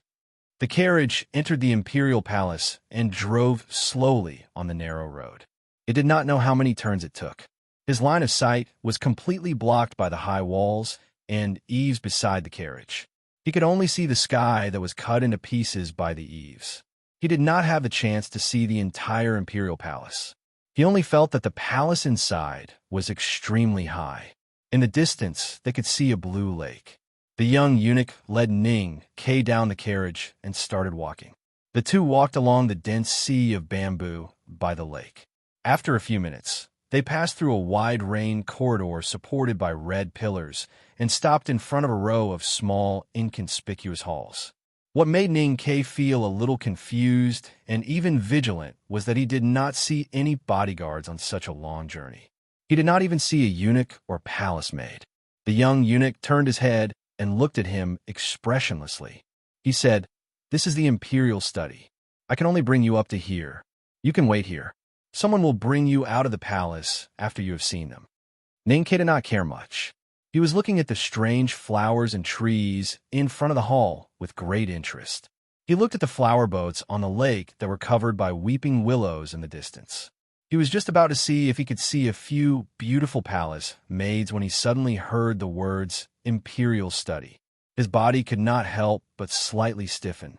He turned around and looked at the inconspicuous rooms behind him in shock. A man's most private place was not the bedroom, but the study. In the snowy morning of winter, he could read forbidden books in the study. In the summer dusk, he could watch erotic movies naked in the study. In the warm afternoon of spring, he could write ambiguous love letters in the study. In the late night of autumn, he could pull his red sleeves and knead them in his arms. There were no old women to disturb him here. There were no children to play with. All private and happy things could be done openly with the fragrance of books. No one would disturb him. The emperor was also a man. The imperial study was naturally his most private place. In history, many important events and dirty things happened in the imperial study. If one was not the emperor's most trusted confidant or a confidant that he was prepared to give absolute trust to, he was absolutely not qualified to enter the imperial study. Wu Zetian entered the imperial study. Zhang Jujing entered the imperial study. Wei Zhongxian entered the imperial study. Wei Xiaobao entered the imperial study. Ning Ke stared blankly at the closed door of the imperial study and thought with emotion. How many great women and former eunuchs and powerful officials had become successful because they entered this small study. He did not expect that such an opportunity would fall on his head today. Last night, he guessed that Chao Xiaoshu's backer was someone in the palace, and that person in the palace was very likely His Majesty himself. However, guessing and proving were two different things. The youth who had been homeless and miserable for the past 16 years suddenly found that he seemed to have the opportunity to rise to the top in a single step. He could not help but feel a little shocked. He finally understood that what Chao Xiaoshu said last night was truer than gold and silver. This was really the thickest thigh in the world. No one will come here in half an hour. If anyone asks, just answer as I taught you. Say that Lu Ji brought you into the palace. Full of emotion, Ning Ke did not notice that the little eunuch had quietly left. When he woke up, he found that there was no one around the imperial study. He was in a strange and strict palace with no one around him. The cool and pleasant environment suddenly became a little gloomy. Even someone as bold as him could not help but feel a little uncomfortable. He stood in front of the corridor and waited for a moment. Suddenly, he thought that he should go in first. He and Sang Sang had been amazed for a long time when they entered Chong and city like country bumpkins. Moreover, this was the palace.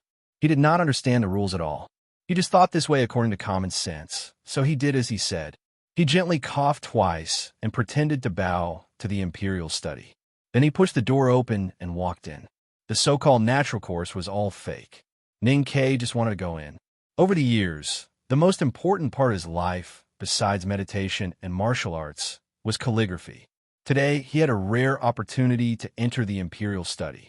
Of course, he was eager to see this study, which was rumored to have countless famous calligraphies. This desire was so strong that he had completely forgotten the so-called rules. Pushing open the door and entering, the first thing that entered his eyes was an extremely tall row of bookshelves leaning against the wall. The bookshelves were horizontal and vertical, and their style was extremely ordinary and simple. However, the wood used was the extremely valuable Dongyu Wangwali. The bookshelves were densely packed with all kinds of books, and the arrangement was uneven. However, they were all extremely valuable and unique treasures. There were a few sheets of writing paper on the desk.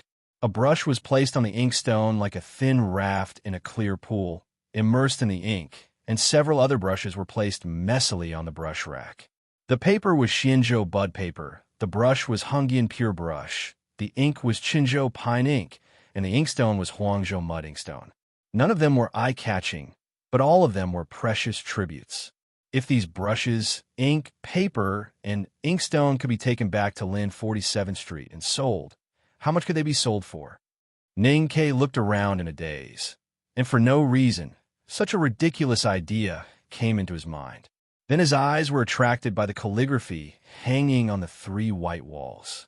Looking at these calligraphy that were hard to find in the world, he was shocked beyond words.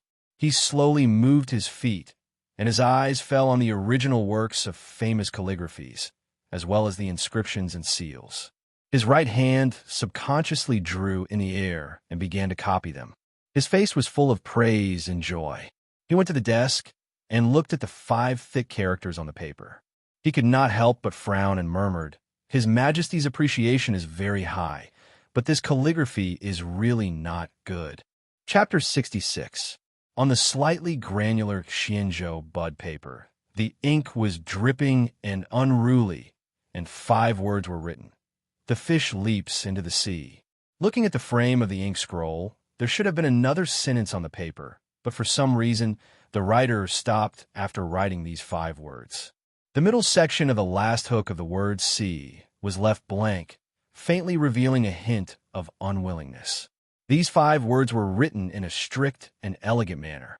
It would have been good if written by an ordinary person, but in Ning Ke's eyes, it did not look impressive at all, especially since he had just read the authentic works of the predecessors. He naturally felt that these 5 words fish leaping across this sea, were quite terrible. Even if he guessed that these words were written by His Majesty, it would not change his impression.